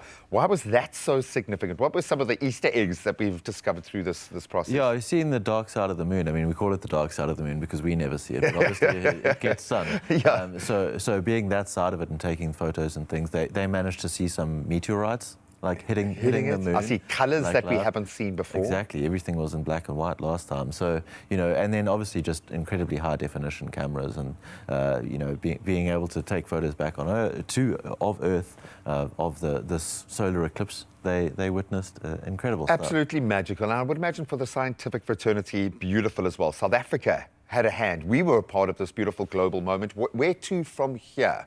What are we likely to see in terms of the big moves in space coming from this pivotal moment? Yeah, so South Africa's involvement, we obviously assisted with tracking. So this was the first time that a lunar mission had been tracked entirely.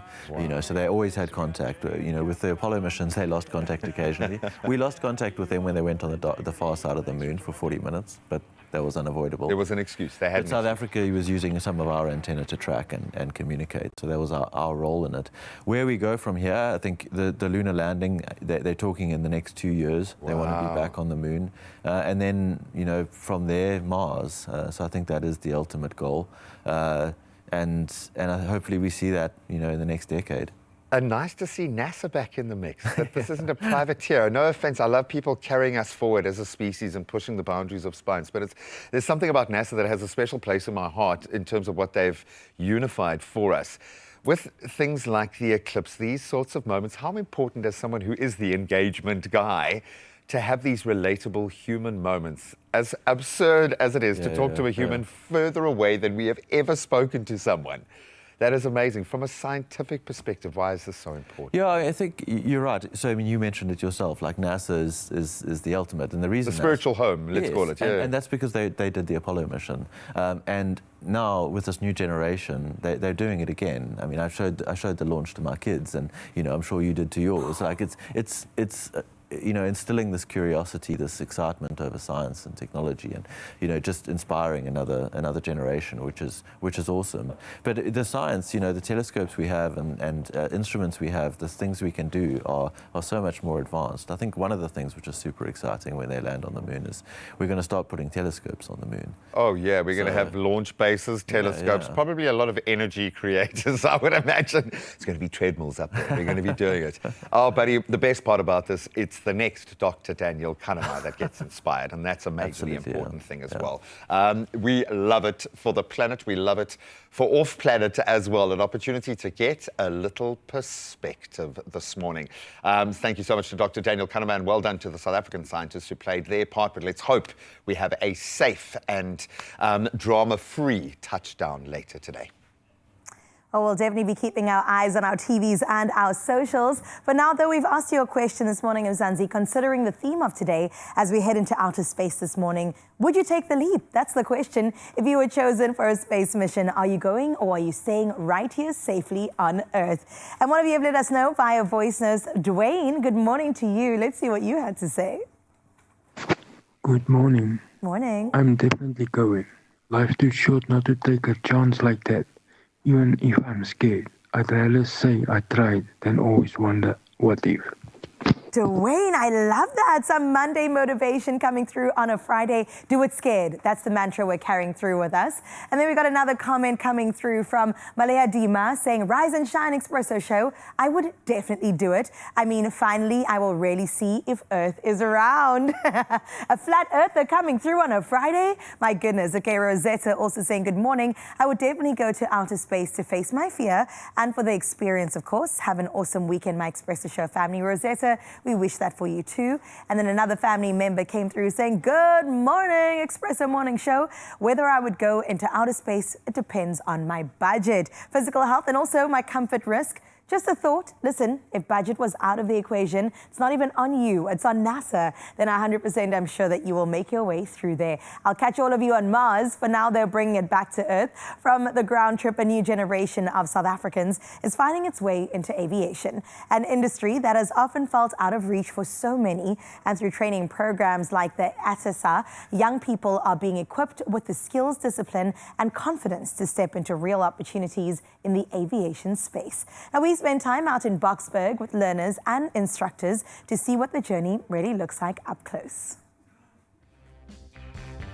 Aerospace Training Academy of South Africa, known as ATSA. At ATSA, we train up-and-coming professionals to be aircraft avionists, be it in mechanical, electrical, or instrumental. We take students that are out of matric and with the qualifying criteria of pure maths, science, and English above 50%.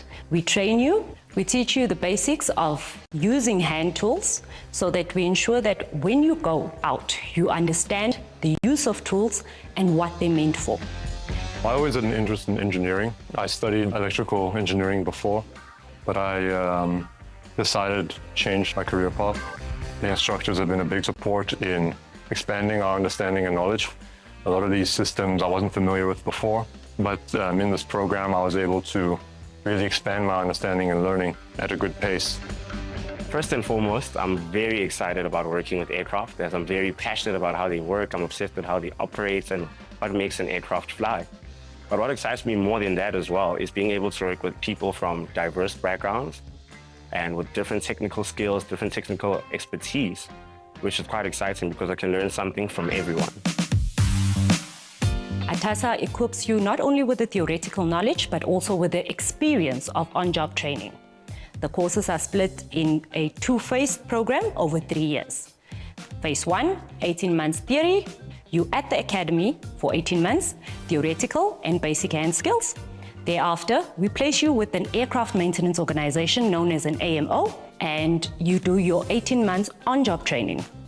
After completing your 18 months on-job training, which the requirement is 2,800 hours. To be achieved within that 18 months, you then are ready to write a trade test, whereby you then qualify as an aircraft technician. I am a student at ATASA, currently at my phase 1 as avionics training. So, an aircraft has 5 external lights. 2 from the side, they are nav lights. The one located at the back is called a beacon light. And there is a one located at the bottom of the center of the aircraft, and on top, they are called the strobing lights. Here is my flip-flop circuit, which shows how strobing lights work. It's like when one light is on, the other is off, which is hence the reason for the flip-flop circuit. As you can see on my aircraft here that I built for my project phase 1. Success to us means a student coming in hungry for opportunity with the passion to want to be in the aviation sector. We provide you with the knowledge, the technical skills and the ability, the know-how, so that you are able to go out knowing that you are confident enough to work under supervision. How I found ATASA, I was looking for a way into the industry. And when I was on my phone, it just popped up, and then I saw an incredible opportunity to learn how to do aircraft maintenance. And then that's what pursued me to join ATASA. Access to the aviation industry is indeed very expensive. ATASA does have the necessary tools in place and also can put you in touch with the funders that are required for previously disadvantaged South Africans to be able to access these opportunities. ATASA really showed me that heights is just space between you and your dreams. So we just have to work on closing that space, and dreams are possible to reach. I love that. We're looking at inspiration from every angle here. I love the engineering and the technical component, but from space to propulsion, I love that. It's cool.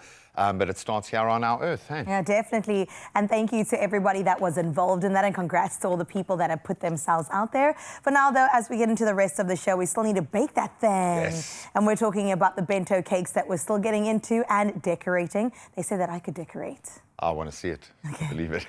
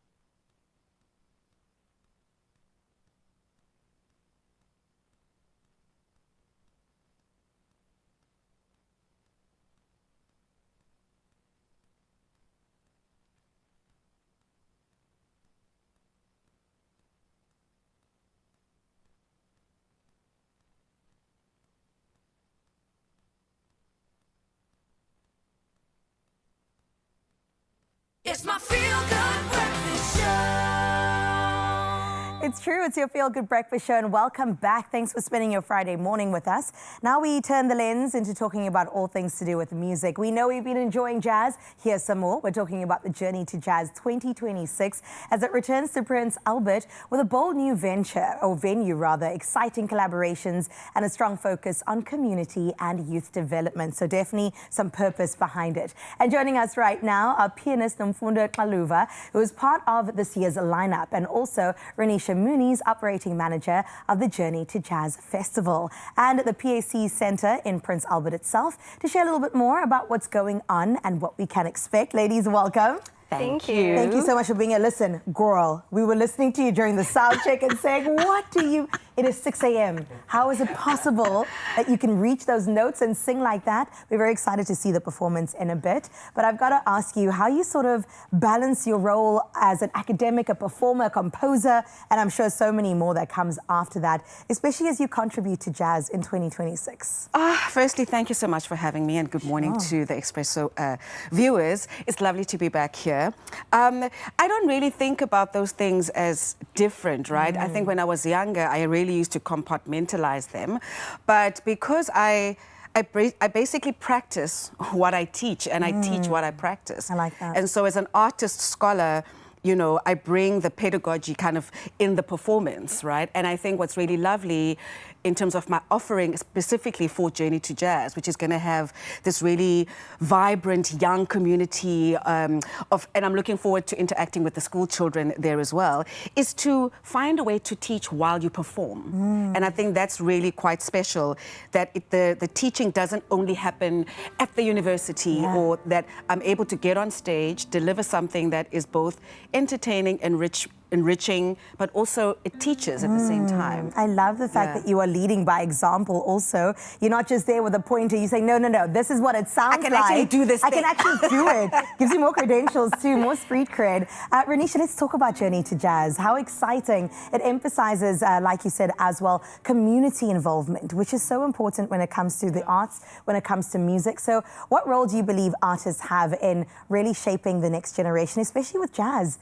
Oftentimes we think jazz, we think old, but now the new generation is coming. I'm sorry, I had to say it. We seeing young people also still invested, still interested, still wanting. Yeah, so I believe that artists, they play a very important role in shaping the next generation of jazz artists. One of our key initiatives of Journey to Jazz is the Karua Jazz Project, where artists mentor and train the next generation of performers so that we can continue getting more and more jazz artists. I love that. Well, speaking of, when it comes to this festival, what does the lineup look like? Are we seeing the young? Are we seeing the more experienced? What can we expect? So it's truly a mix of both older and younger generation. People like Nomfundo, a bit older like Vusi Mahlasela. So I would advise everyone to go check out our website because it's going to be truly, truly amazing. Oh my gosh, we're excited. You have a couple of days to even secure your tickets over at Quicket. As you can see right now, why would you not want to be there? That is absolutely gorgeous. You're out enjoying the last bits of summer that it has to offer, and really just enjoying the Journey to Jazz. Like it said, 30 April to 3 May, your tickets at quicket.co.za. Please get on it ASAP. But of course, Renisha, you are the operations manager at the PACT Centre. Maybe you can also elaborate on what that is. What are some of the biggest challenges and some of the biggest rewards that you face when putting together a festival like this? So we at the Prince Albert Community Trust, which is PACT, believe that through the arts we can actually make a difference in our community. And Journey to Jazz gives us that opportunity. One of the key challenges that we face is that we are quite geographically isolated. So it does take a bit of planning and logistics to get all our artists, equipment, and even audience to Prince Albert. But at the end of the day, the reward comes from knowing that we can have these world-class acts, international audiences, connect to the local people of Prince Albert and create a meaningful experience. Oh, I love that. I mean, under world-class acts, and then I immediately looked at you. You performing for us today, what can we expect? So I'm performing music from my latest album, well, latest 2024, Ndilapha. So I'm going to play a song which I wrote for my daughter called Zizi.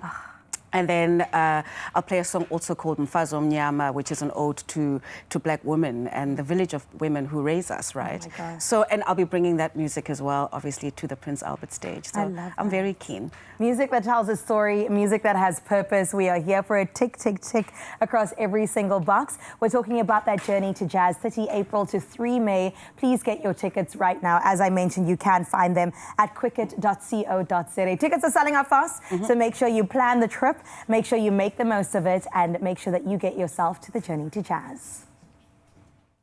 Find relief and feel better with Alsanic. Just 5 mils or 1 tablet goes a long way, and Alsanic is available without a prescription. Now, if you have been experiencing things like heartburn, nausea, or maybe that burning feeling in your stomach, it could be a sign of a peptic ulcer, something we've spoken a lot on the show about recently. Now, Alsanic works brilliantly by forming a protective coating over the stomach lining, helping to protect it from further irritation and inflammation for up to 6 hours, in fact. And then you can choose the right option that suits you, whether it's the suspension tablets or that effervescent tablet. You will find your mode, and you can also keep an eye out for Alsanic's refreshed packaging. Same value underneath, coming to pharmacy shelves soon. And while you're at it, visit the Alsanic Facebook page, where you could win one of 5 2,500 Rand cash send vouchers. So to enter now, you could be one of those lucky winners, but you'll find those T's and C's that do apply. Wish you all the best of luck. Don't move too far away right now. Why? We're about to do something really special in the kitchen. Find relief and feel better with Alsanic. Just 5 mils or 1 tablet goes a long way, and Alsanic is available without a prescription. Welcome back to the kitchen. Are you hungry? Are you hungry?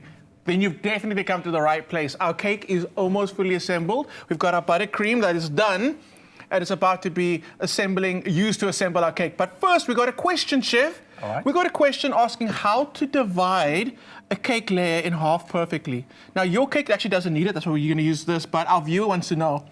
And I get it, because sometimes when you divide the layers, they get a bit wonky. Yes. Can you give us your tips and tricks on perfectly getting that level divide? Of course. So first, you want to have a flat surface. This is going to make sure that everything is perfectly balanced and in shape. Okay. Right. So let's take this one. Right in there. Make sure that your angle. Do you need to step back? Yes, just to make sure that you see. And then just slightly hold it to the top. I feel like we need a camera at the back here because you need to see the moves behind the counter, the lean and the approach. Right. So you need to look at it at eye level. Yes. And then, so it has to be perfectly balanced so that when you stack the cakes, it's not leaning to the sides and it's just perfectly straight and stable. So You've done that so well. So many people end up buying the special knife that gives them like that perfect level. Yes, that makes things much easier though, but I prefer the experience that I have. Okay, you did that so easily. I think I'm going to try it because I've never seen it done so easy. So, Chef, you just look and smile at the camera. I'll be right back. Smile, smile, smile, smile, smile, smile. Okay, I'm back. You did that so easy. I'm going to try it myself. All right. This is yours that you need for your cake, but whoa, okay, delicate. So, first things first, you get your knife in hand. Okay, then you got to look at the cake. You got to look at the cake like, yo, and then you get down. Yes. Get eye level. Just size it. Get your knife, vase the cake. Okay, cool. Then you go in. Hold the top. So we basically got to make sure we get that line first to make sure we get half.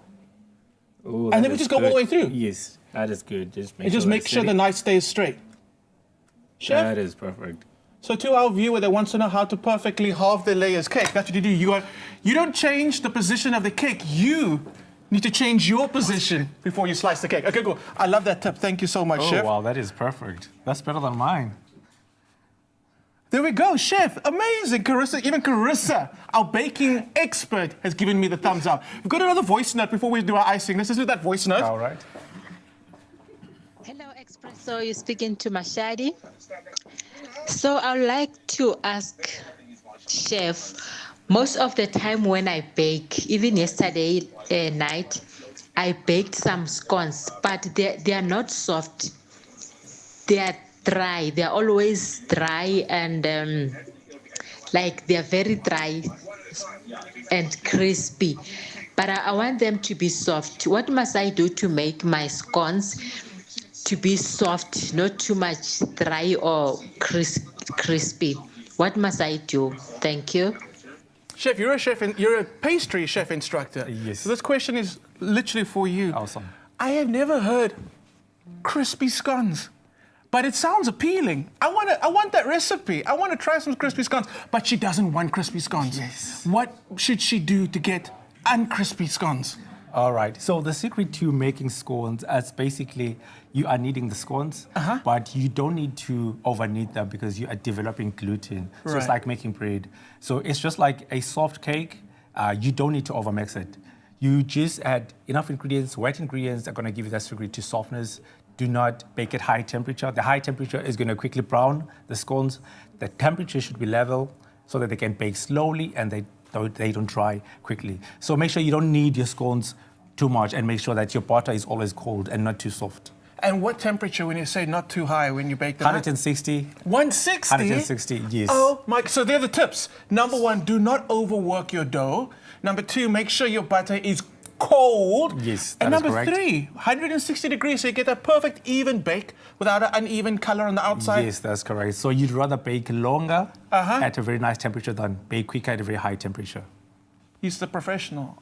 That's amazing advice. I love that. Awesome. Okay, let's get advice on how to fill a piping bag because I've been seeing people do weird things. So we got our beautiful buttercream. All right. And we got our piping bags, and these are disposable bags. I use them for so many things, but I have a constant supply of disposable bags. Are we using a star nozzle? Yeah. Show me what happens next, So, chef. so the nozzle goes inside first, and then you just make an opening there. Right? You don't want to fill a piping bag too much because you want to be able to handle it. Right? Maybe 2 scoops is going to be enough. Right there. So you want to be able to control it, have some gap at the top. Right there. So for the size piping bag, this is quite perfect. There we go. So I hope that Carissa, our baking professional, is watching because she'll be coming on to decorate the signature vanilla bento espresso cake. So right now I'm gonna use my piece that I sliced just to get the tips. Yes. So to get the control, to get that angle, is it just squeeze and pray? Size, squeeze, and just aim. Aim. Okay. Yes. So squeeze, wait for it to come out. Something like that? Something like that. That's nice. Okay, cool. That's it. Carissa, are you taking notes? Okay, so how long will this actually last in the fridge? So this can last to like a month if you store it properly. You can freeze it. You can always reuse it. A month, put in the freezer if you're not using it. Depending also what kind of buttercream it is. But the vanilla buttercream one can last up to a month and you can always reuse it. And obviously just taking it out of the freezer ahead of time that it's softened. Yes, that's correct. There is no reason we should not all have 10 kilograms of buttercream icing at home. Am I right, Carissa? I'm taking notes. I'm taking notes, guys. Don't worry, I'll be there in a second. She's watching 2 broke girls in the background. You know what, Carissa, the challenge is on. I'm super excited to see your cake. I'm not joking. Guys, South Africa, Carissa's become a bit of a professional. I'm worried for my job in the kitchen. So after the break or later, Carissa's going to be decorating our signature cake. You're not going to want to miss this. Are you ready, Carissa? I was born ready. Do not go anywhere. Do not miss the next episode of Bake That Thing!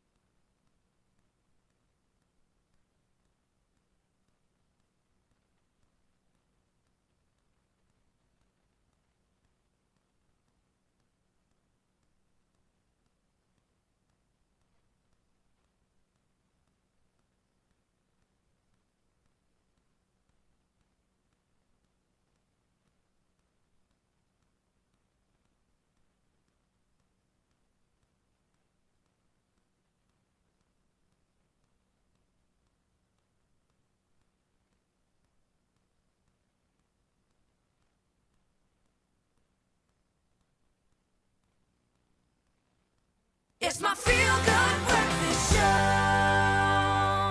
Welcome back to Expresso on S3. Thank you for joining us this morning. It's just gone 8 o'clock. Let's get straight into your national news headlines for this Friday.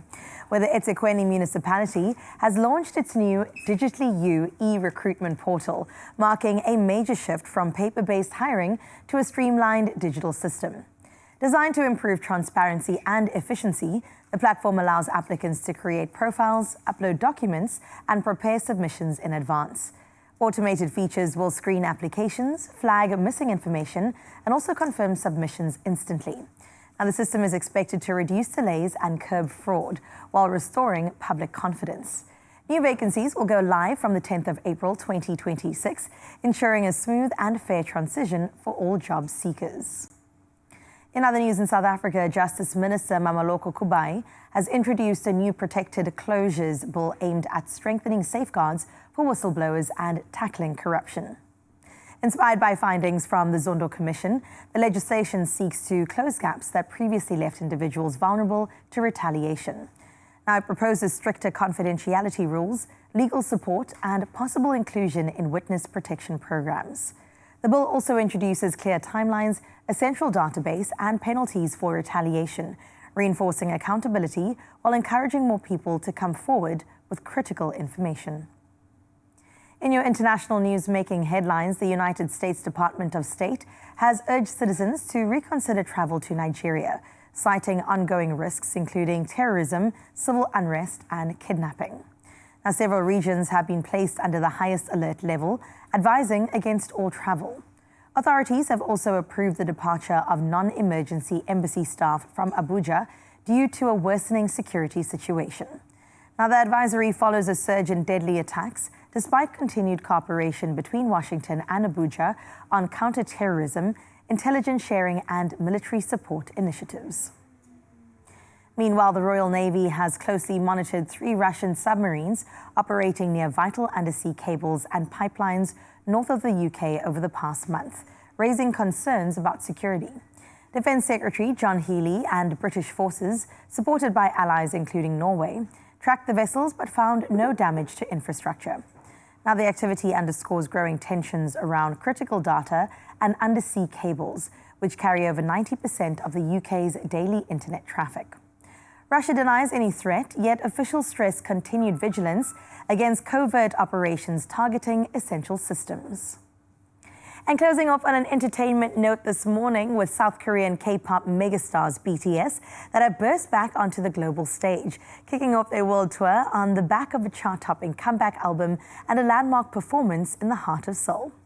Now, the 7-member group, widely regarded as the world's biggest boy band, reunited on stage last month after a year-long hiatus due to mandatory military service. Following the release of their latest album, Arirang. Now, BTS, short for Bulletproof Boy Scouts in Korean, dazzled more than 100,000 fans, while nearly 20 million more tuned in online. With 85 shows across 34 cities lined up in the next coming months, the tour could even rival the Eras tour. Well, on that note, we close up your news for this Friday. Let's get that final bit of sports from Graham.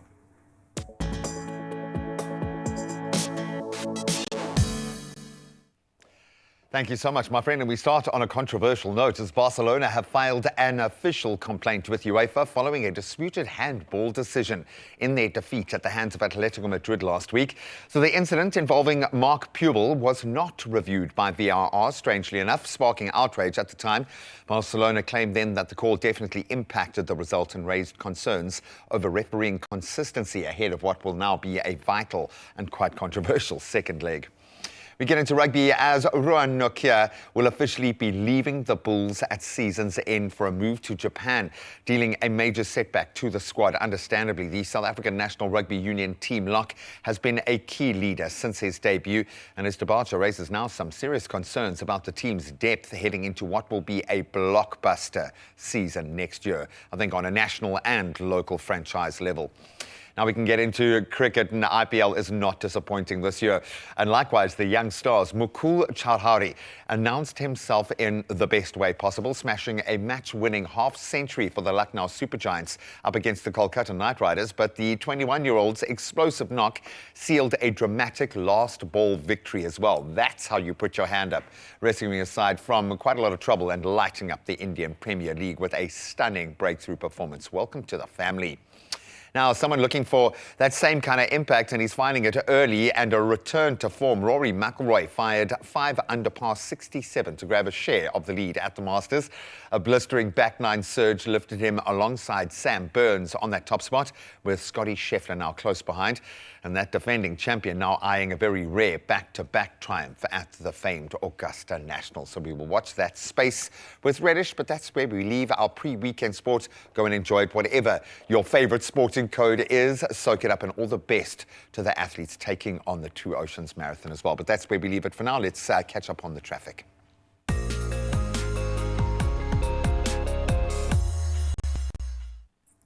Well, thank you so much, Gray. Let's see the incidences happening on your roads right now. Out in Cape Town and Woodstock, the accident on the N2 inbound at Roderbloem Road has finally been cleared. However, a significant backlog does remain, with delays still being experienced as, of course, traffic gradually recovers throughout the area. Now, motorists headed that way are advised to proceed with caution. Sticking in Cape Town and heading a little elsewhere, the Two Oceans Marathon takes place this weekend, the 11th and the 12th of April, with road closures that begin as early as 3:30 a.m., featuring the 56-kilometre ultra marathon through Chapman's Peak, Hout Bay and Constantia, as well as the 21-kilometre half marathon through Newlands, Rondebosch, Claremont and the surrounding suburbs. Now, daily commuters are advised to avoid affected routes where possible and, of course, allow for extra travel time over the weekend. That's where we leave your roads for now. Let's have a final look at your weather.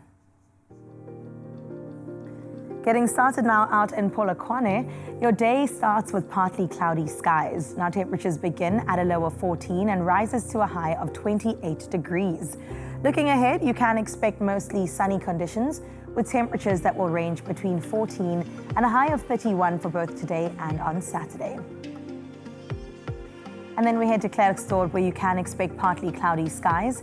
Now, your temperatures will start at 13 and double up to 26 as your high. Looking into the rest of the week, it does remain mostly cloudy, clear of rain, with temperatures in the upper 20s. And then we head to Pretoria next, where you are waking up to cloud cover, but that does clear as the day progresses and becomes a bit more sunny. Temperatures range between a cool 15 and a warmer 26 degrees. In the coming days, expect partly sunny conditions with temperatures in the upper 20s. We move to the City of Gold next, out in Johannesburg, where you'll begin your day with partly cloudy skies. Now, your temperatures start at a low of 13, but then increase to a high of 23. As we take a look at the week ahead, expect partly sunny conditions with temperatures in the lower to mid-20s. We move to Mbombela next, and let's see what the weather is prepared for you on this Friday. Partly cloudy conditions throughout the day, 17 as your low, with a 28-degree high. So nice and warm out in Mbombela.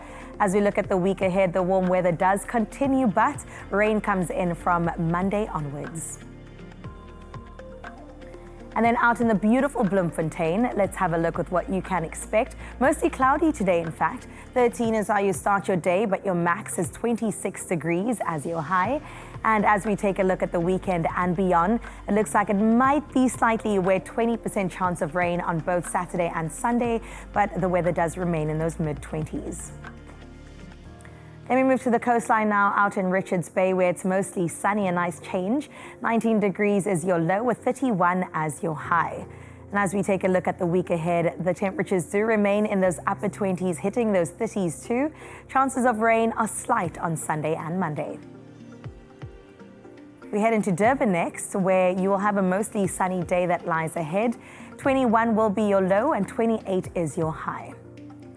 And as we take a look at the week ahead, the temperatures do, of course, remain in those upper 20s. Great weather out in Durban. Cloud cover will remain all the way through to next week.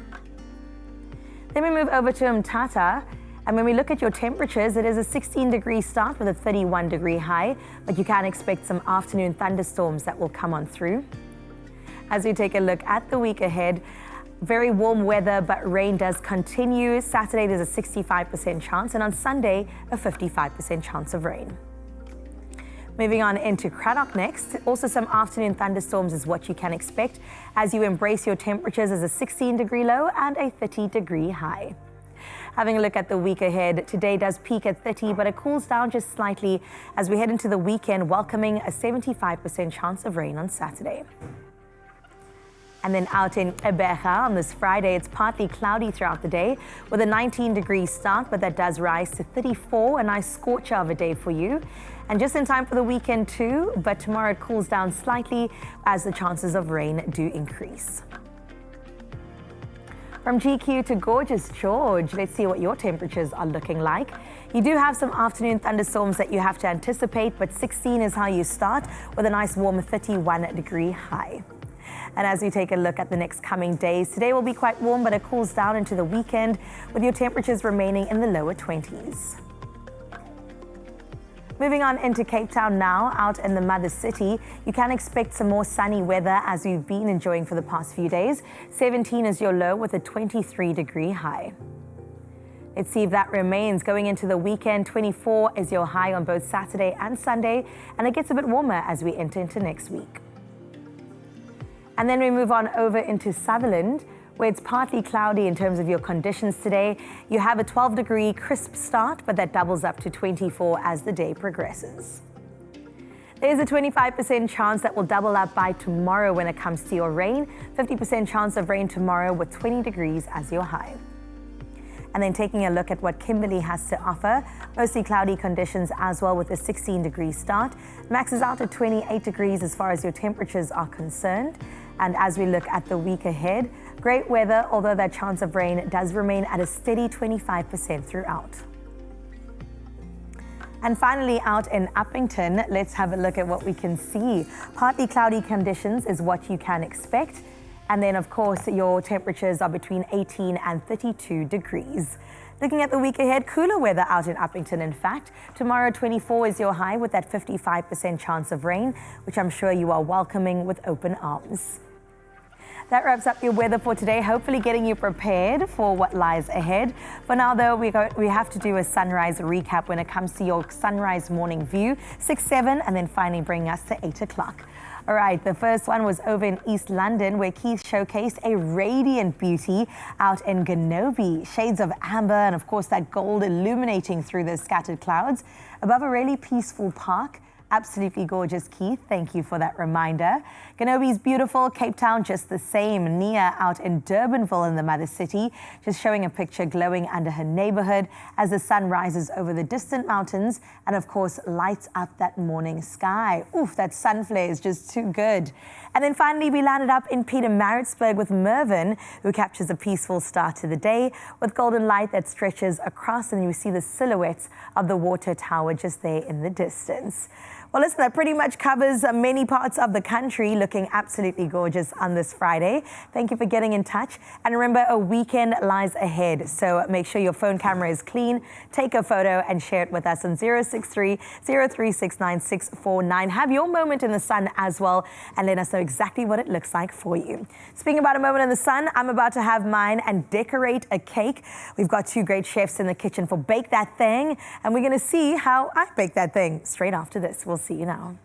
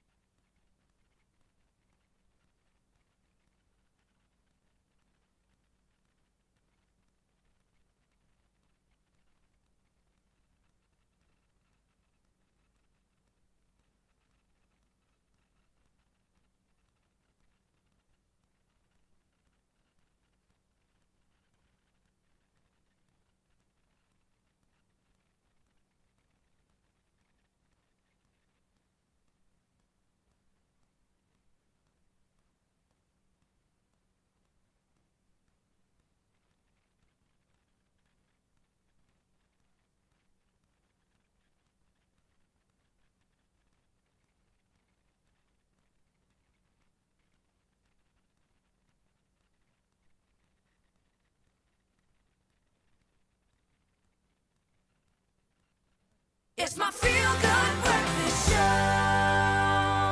And welcome back. We're still talking about an incredible film that I'm yet to watch, but I know the reviews are going crazy. It's all around Project Hail Mary. And now we're talking about acting solo in space to creating one of the most talked about characters of the year, the lead of the film, Ryan Gosling. And of course, his impressive behind the scenes moments that were just as good as on screen. Right now, we're going to take a closer look at how the filmmakers brought this ambitious sci-fi story to life. Grace wakes up in space and he slowly regains his memories and he realizes the reason he's there is that the sun is dying.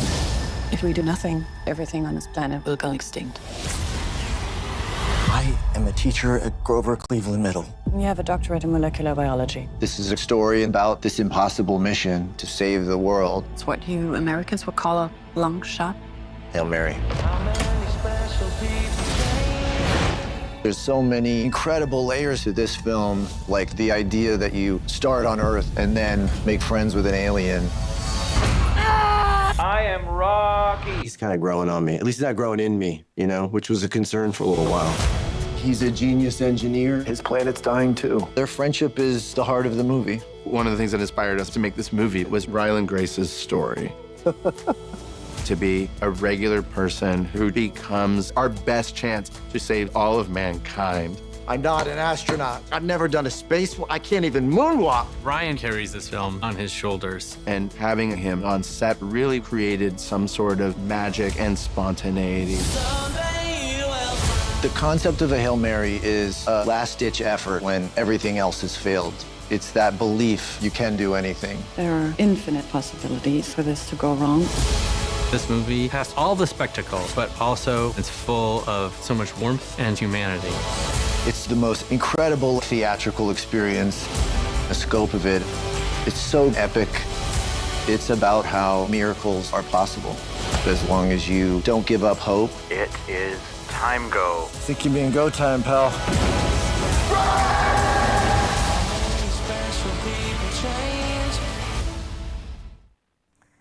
Oh, it looks fantastic. It's already out in cinema. Yes, it is. Zoe Human highly recommends that we go see it in IMAX in particular. If you can still get it in IMAX. Oh, it might not be. It might not be, so you want to go Ooh. soon. Bring it back. Come on, bring it back. The people want what they want. But we know that Ryan Gosling is so fantastic. He's been from day one. We've seen him in The Notebook, and we've seen him in so many great movies beyond that.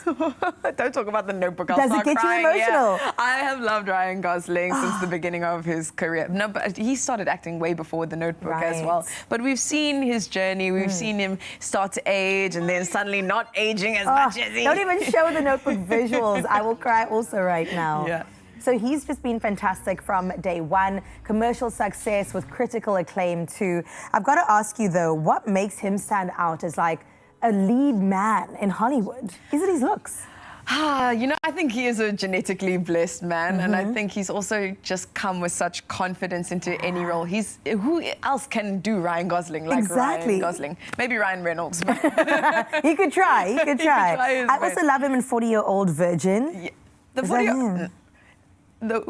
Was Steve Carell. Was Steve Carell. That's Crazy Stupid Love that you're thinking of now. Is it? Yes, 40-Year-Old Virgin. Is it with the glasses? Yes, Crazy Stupid Love. Is that Crazy Stupid Love? When his wife leaves him because he cheats with someone. Love both movies the same, but Ryan Gosling is not in that one. Character in No, it he's is so okay. Now it's coming back to Yes, me. yes, It's yes. so good. I think he really embraces that like cool, but somehow relatable. No, at the same 100%. time. And I'm sure that's how we got his wife, Eva Mendes, on the set of their movie. The Place Beyond the Pines, I think that was the also name. an emotional one.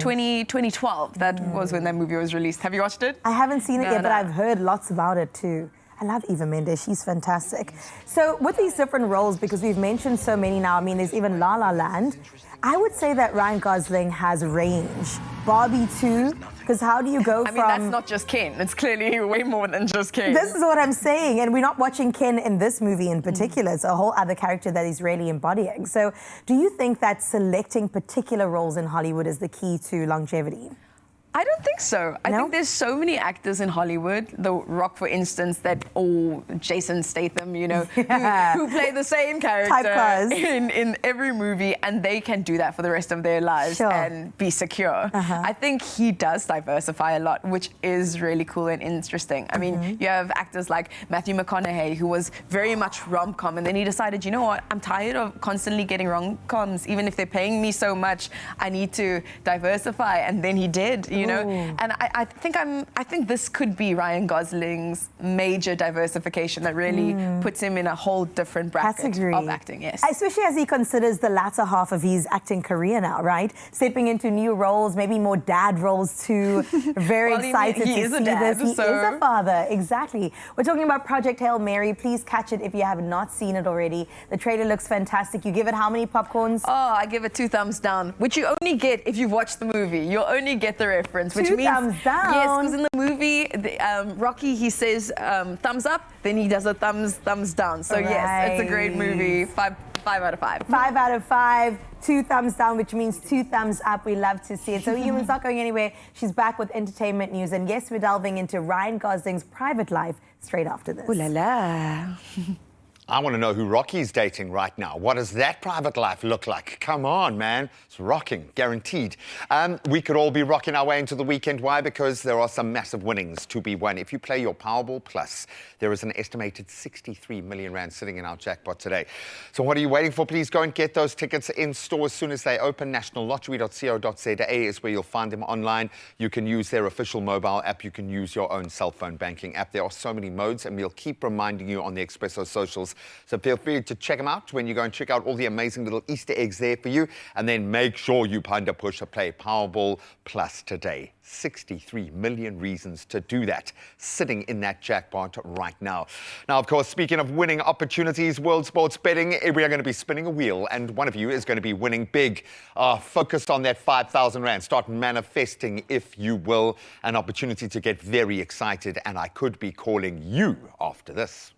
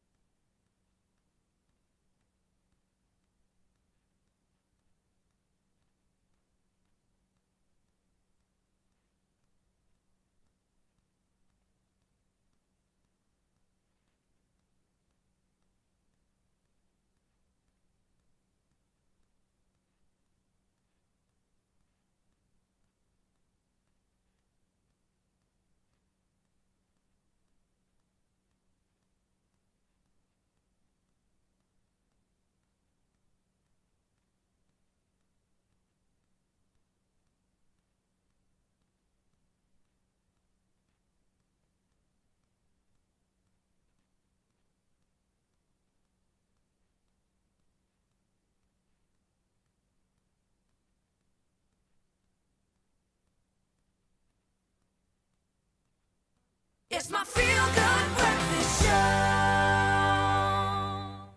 Well, welcome back to your Feel Good Breakfast Show. Thank you for joining us. The quickest breaks, and then we're back with some more entertainment news. We, of course, have been talking about Hail Mary in light of that Artemis II mission. There is so much space chat happening the world over and beyond. And right now we want to talk about Ryan Gosling, but go behind the scenes because we want to know more about his life. We're bis, okay? Don't mind us.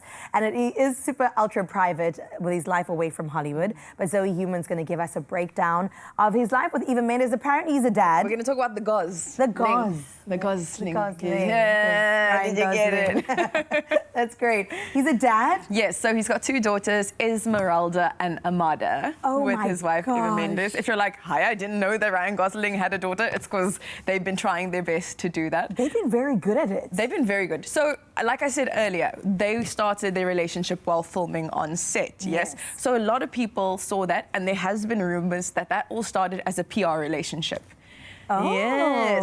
So inside sources, allegedly, have said that he broke up with his girlfriend because for that film, they wanted him and Eva Mendes to hold a relationship at that time. Wow. So very much this started out as a public relationship. Sure. But then slowly but surely they've sort of weaned it out. Because they really fell in love, probably. Yeah, no, they I'm in love with Eva Mendes and Ryan Gosling. We didn't know they were married for a while. It was only when Eva Mendes got this tattoo that said De Gosling that people were like, okay. It's official. Yeah. It's permanent. It it's is forever. permanent. And they've got 2 kids. Do we know how old they are? I think it's around 10 and 8. No way. About there. They've made a really conscious effort and decision to really keep them, okay, there we can see a picture, out of the limelight, Yeah, which that's I a love. while ago as well. Yeah. That's probably like 3 faces ago because I think one of the main things that people have been talking about lately is the fact that they have been going, him and Eva Mendes. So they recently were on the Jimmy Fallon show for Eva's birthday. And the derma filler was Filling. A little bit I too can't much. talk too much on Eva Mendes because, I mean, she's perfect. But Ryan's cheeks look very different because why are they under your eyes? Well, I mean, like she's this? also looking tighter than she's ever looked. I don't know if you remember her in Hitch. She had like these beautiful wrinkles like to her forehead. You look at her face in recent interviews, there's not much expression. It's stiff. And it's so unfortunate for these actors. Like, I would love to see them age naturally. I mean, everyone to their own, really. But I mean, there is just this beauty of playing a role naturally. Because how are you going to play a teacher, but now your Botox You can't is even move. I know, they talk about Instagram face a lot, especially if you consider like period pieces. You can't have somebody with like these big filler lips talking about somebody from the 1920s. Like, it doesn't make sense. We are not going to be having Ryan Gosling in any episode of Bridgerton anytime soon. He's not coming to the next season at all. But fans recently got a rare glimpse into their relationship that we're talking about with Ryan Gosling. Surprising, as we mentioned, her with a birthday serenade on live TV. It was such a moving moment. I really enjoyed that. So let's take a look together. High school marching band.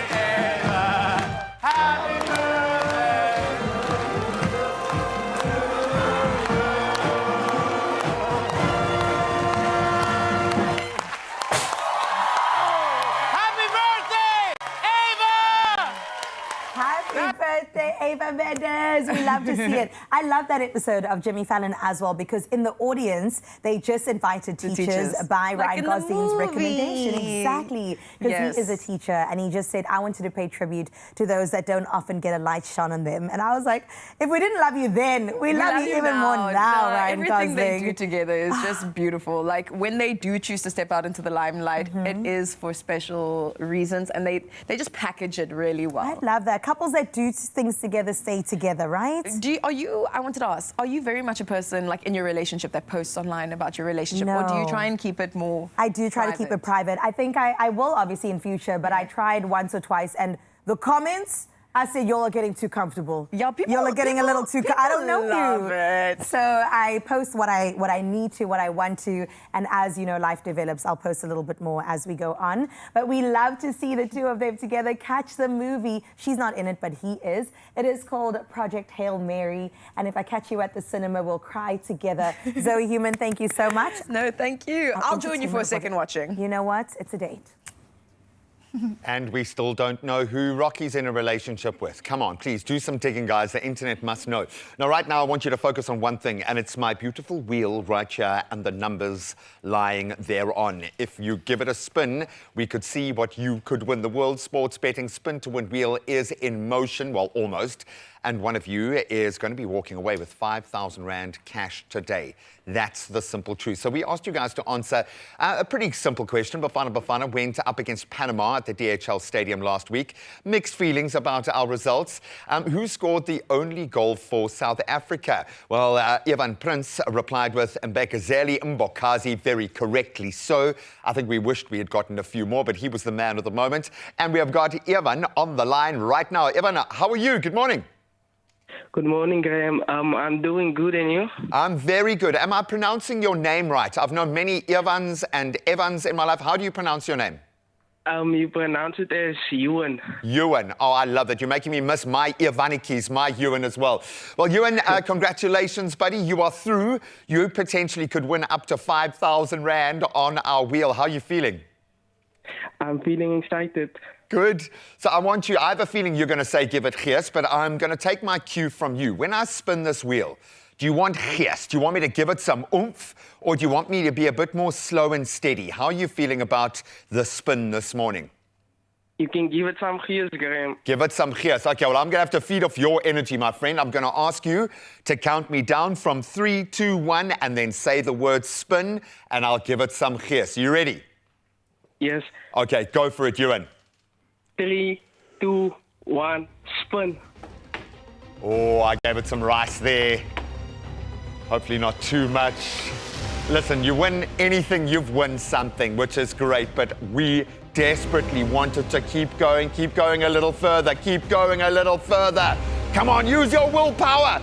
Yes. Oh, 2,500 Rand ain't bad, my friend. I think I used telekinesis as my mental powers to push you through to that 2,500, my friend. Thank you so much. Give a round of applause to Ewan. Well done, my friend. 2,500 Rand. What are you going to spend the money on? I'm just going to spoil myself.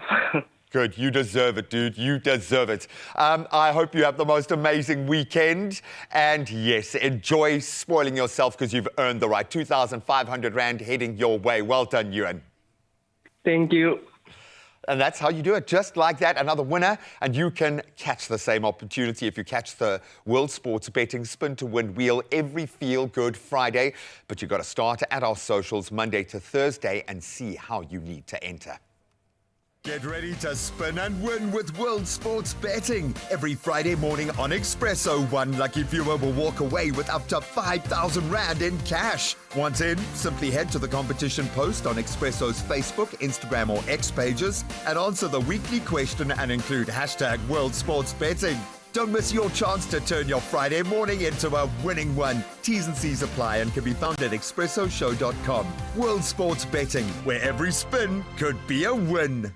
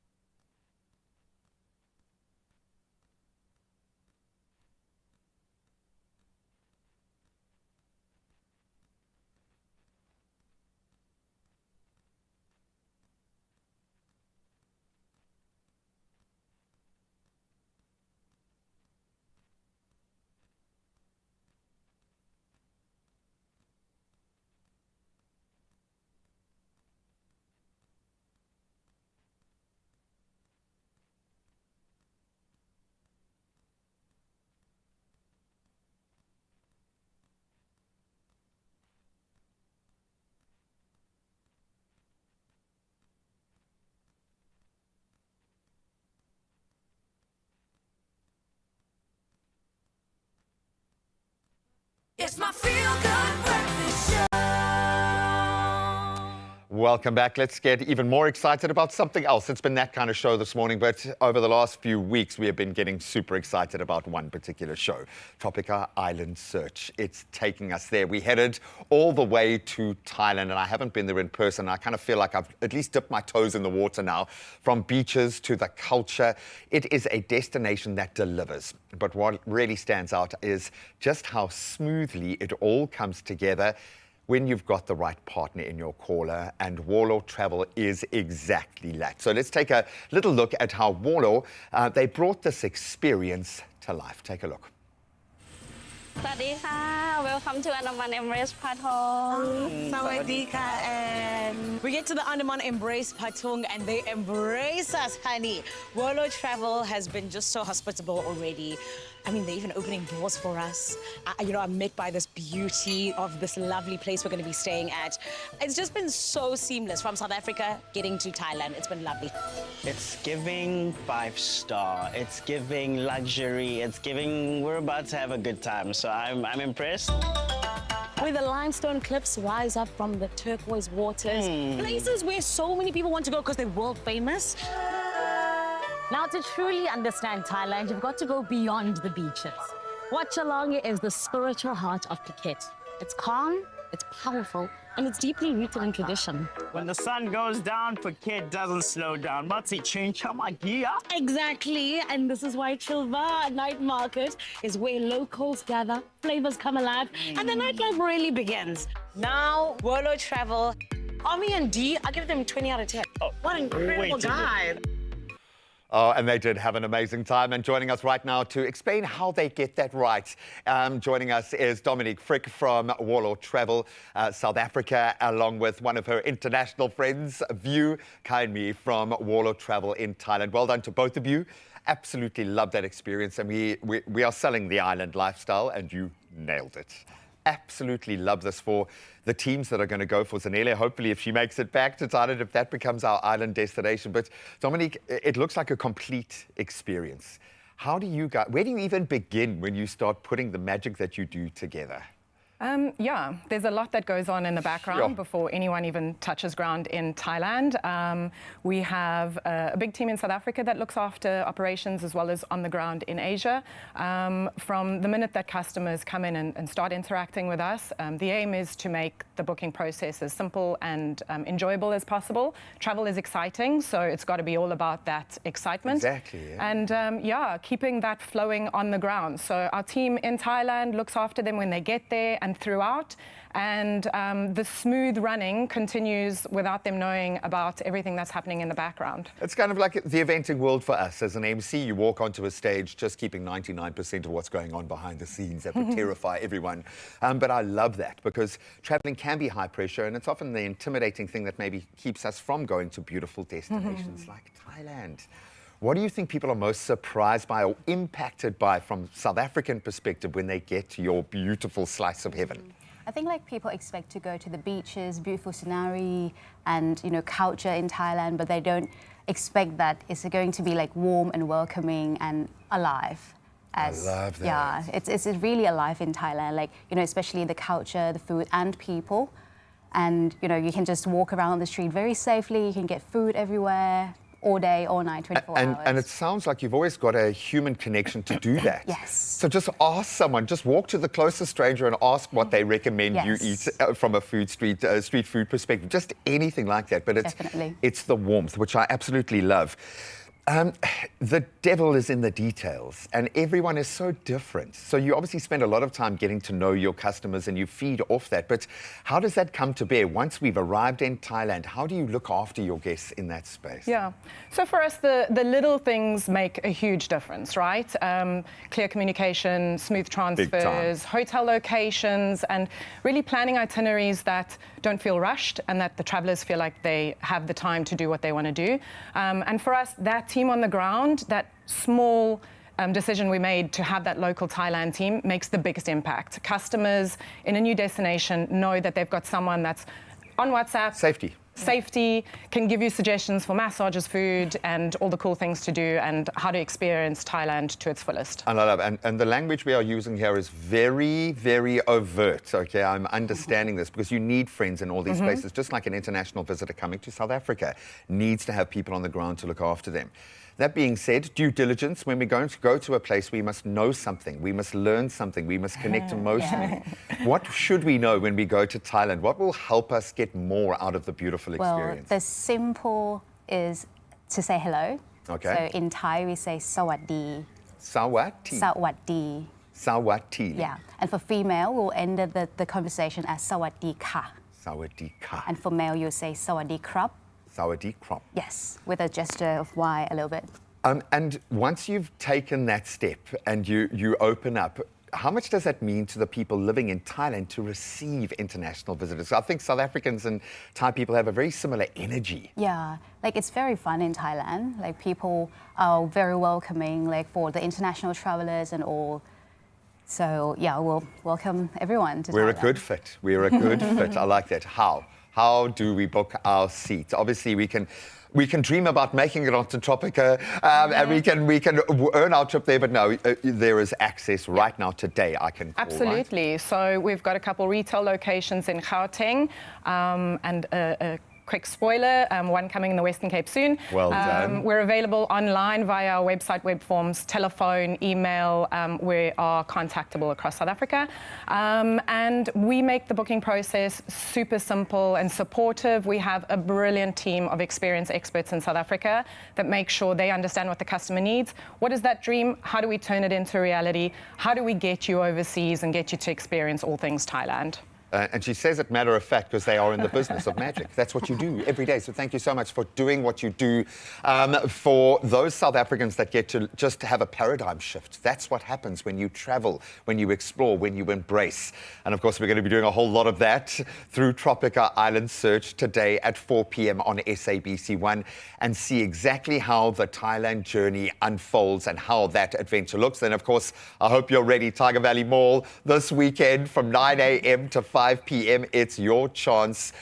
Please keep an eye out. Wall of Travel will soon be opening their first Cape Town branch in one of the best shopping centres in the Western Cape. They're going to be very well looked after there, I've no doubt. So bring your energy, take your shot, stepping into that island lifestyle. But you can find all the details on Tropica's social media. Good luck.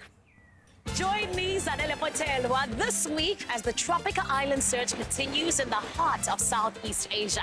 And I'm not alone.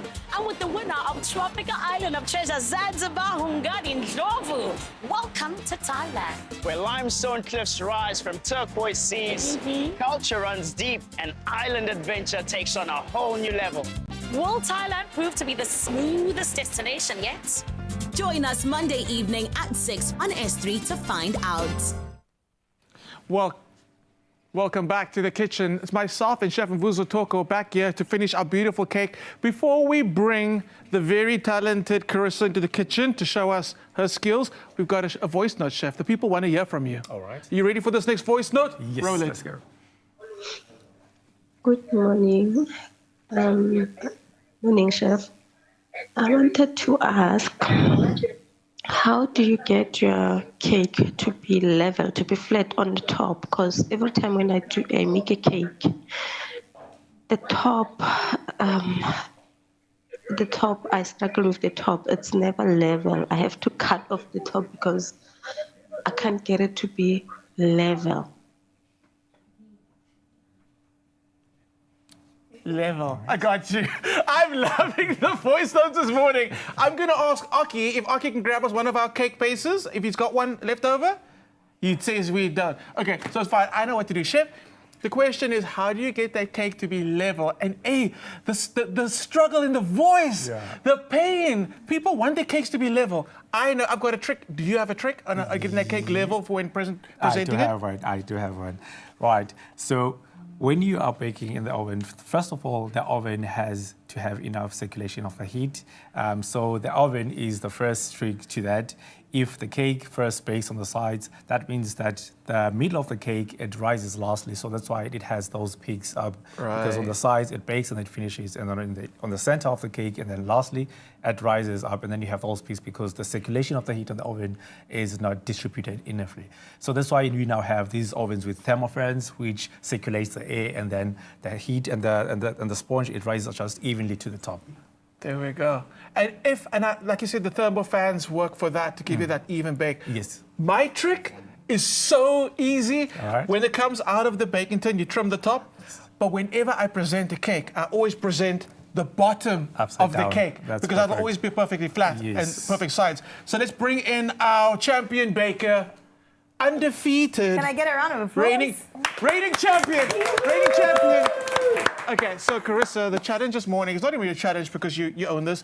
I'm going to ask, because you are a chef instructor, to let you do your thing and guide Carissa in decorating this cake. You've already done a crumb coat. All right. The next step is the actual decorating. Okay.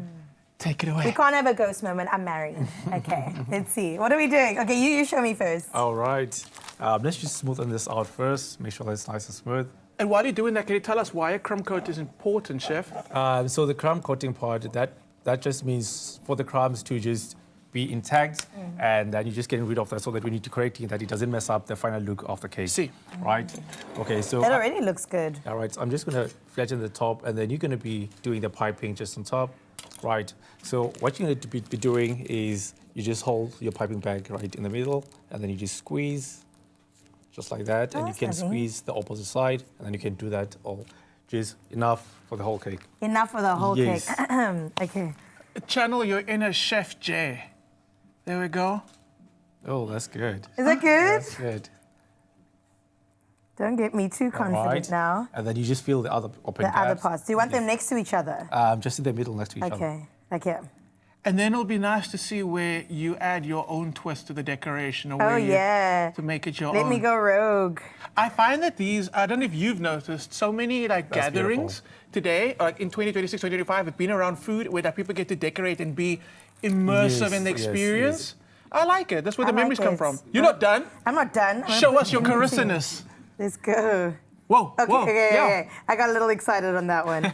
That's my slice, don't worry. So this is the official Expresso vanilla sponge cake. So you're gonna have to, what is Graham and Raul? Nice, Graham and Raul. Okay, cool. All right. So lastly, you're just adding the berries. Just make sure that the berries are just on top. That's easy. On the top? Yes. Like so on them or inside? Yeah, on them. So you can flatten up. Yeah, you can flatten up those pieces. Flatten the Graham and Raul. Just make it nice and even. I would never flatten Graham and Raul shine. Look at Graham, he's just so happy. Look at him do his thing in the background. This is nice. Oh, these berries are real nice. Are these blackberries? They are. Chef? Wow. Sorry, yes, I'm so fascinated with decorating skills. What do people have to do to join your workshops to get involved like Carissa is today? Yeah, this is fun. All right, so I am working on masterclasses, just to teaching beginners, amateurs, even people who are already experienced. It's an open class for everyone. So you just sign up on my page, follow me on WhatsApp, on Facebook and Instagram, and then that's where I have more of that catalog there, and then you can just take it there on what you want to do. Are you struggling with the baking? Are you struggling with the decorating? Do you want to do icing, or do you want to do stack wedding cakes and all of that? Nice, go and check it out. We'll have all that information for you on screen. Carissa, this cake's amazing. Listen, who's getting married next? I got you. We're going to have a taste of this cake later. Carissa, that is such a stunning cake. Thank you so much, Chef. Thank you so much for having me. Thank you, Chef. Thank you, all of you for being here this morning. Carissa, give it a spin. Give it a spin. Wait, two more. 1, 2, 3. Bake that thing! That's beautiful. Hi guys, we're the Gut Girls and we're super excited to have partnered with Entiro in their Feed the Good campaign. You stand a chance of winning one of 3 Le Creuset 5,000 Rand hampers weekly. Head over to the Entiro website and download the Feed the Good recipe booklet. You then cook one of these recipes, take a picture and upload it to your social media platform and tag Entiro Probiotic. If you missed any of the details, find them in the caption below as well as the T's and C's.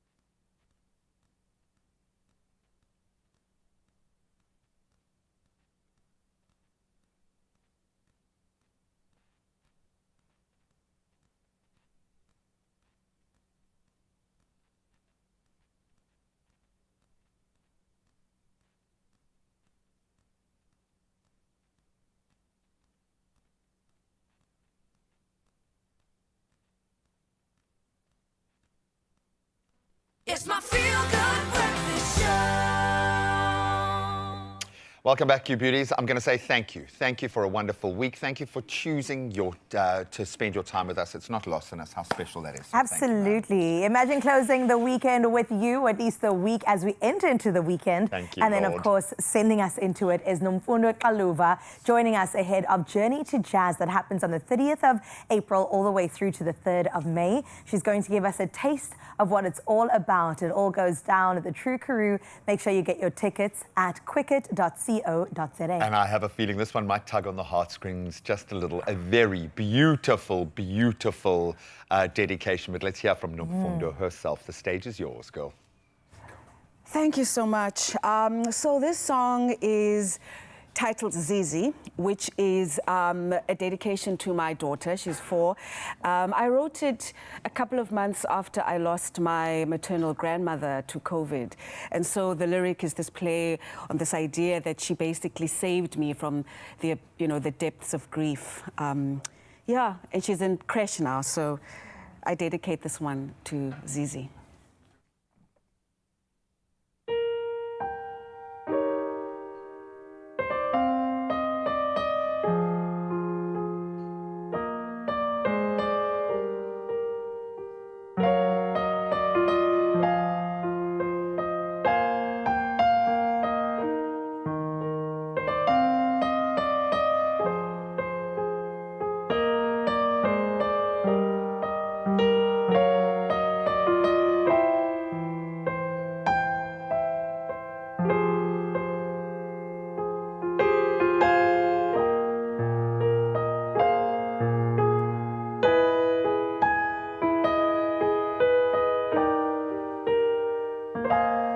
My Zizi, you're the purest form of love, a blessing from above.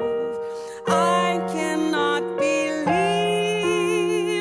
God chose me to be your mama and your friend.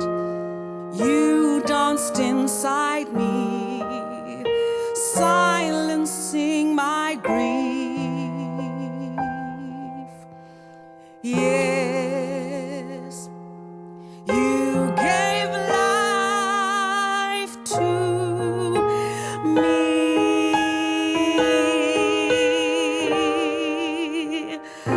My Zizi, you're the purest form of love, a blessing from above. I cannot believe you belong to me.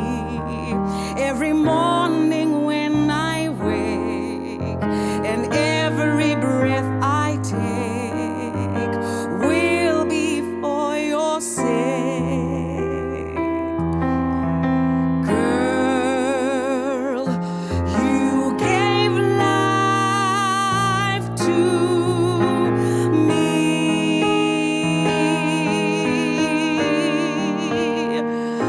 My Zizi, like the perfect dream of spring, when you smile at me, I cannot believe that you belong to me. Every morning when I wake and every breath I take will be for your sake. Girl, you gave life to me.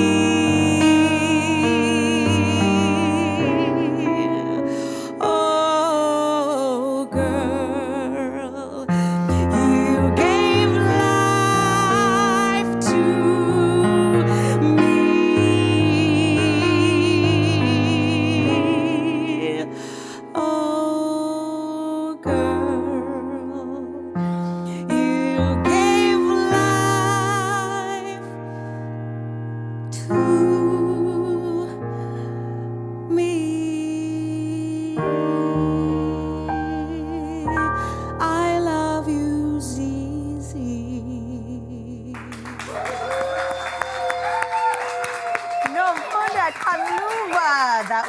beautiful. That one dedicated to your daughter, of course. She gave life to you, you gave life to her. A beautiful full circle moment. And you've got one more performance for us. What's that one about? That one, if the mic will keep its position. I'll hold it for you. This one is titled Mfazi Omnyama, and it's an ode to Black women, the village of Black women who have raised me, right? Because we know it's not just your mother.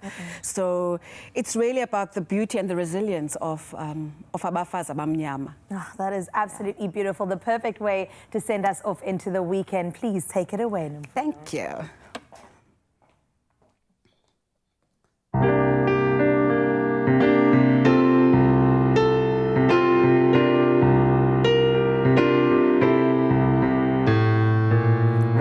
Precious in every way, your smile brightens up the day. You carry the world up on your shoulders. You are an inspiration, we marvel in adoration. You feed the world what it needs to grow. Mfazi Omnyama, uyakhanya, ulila.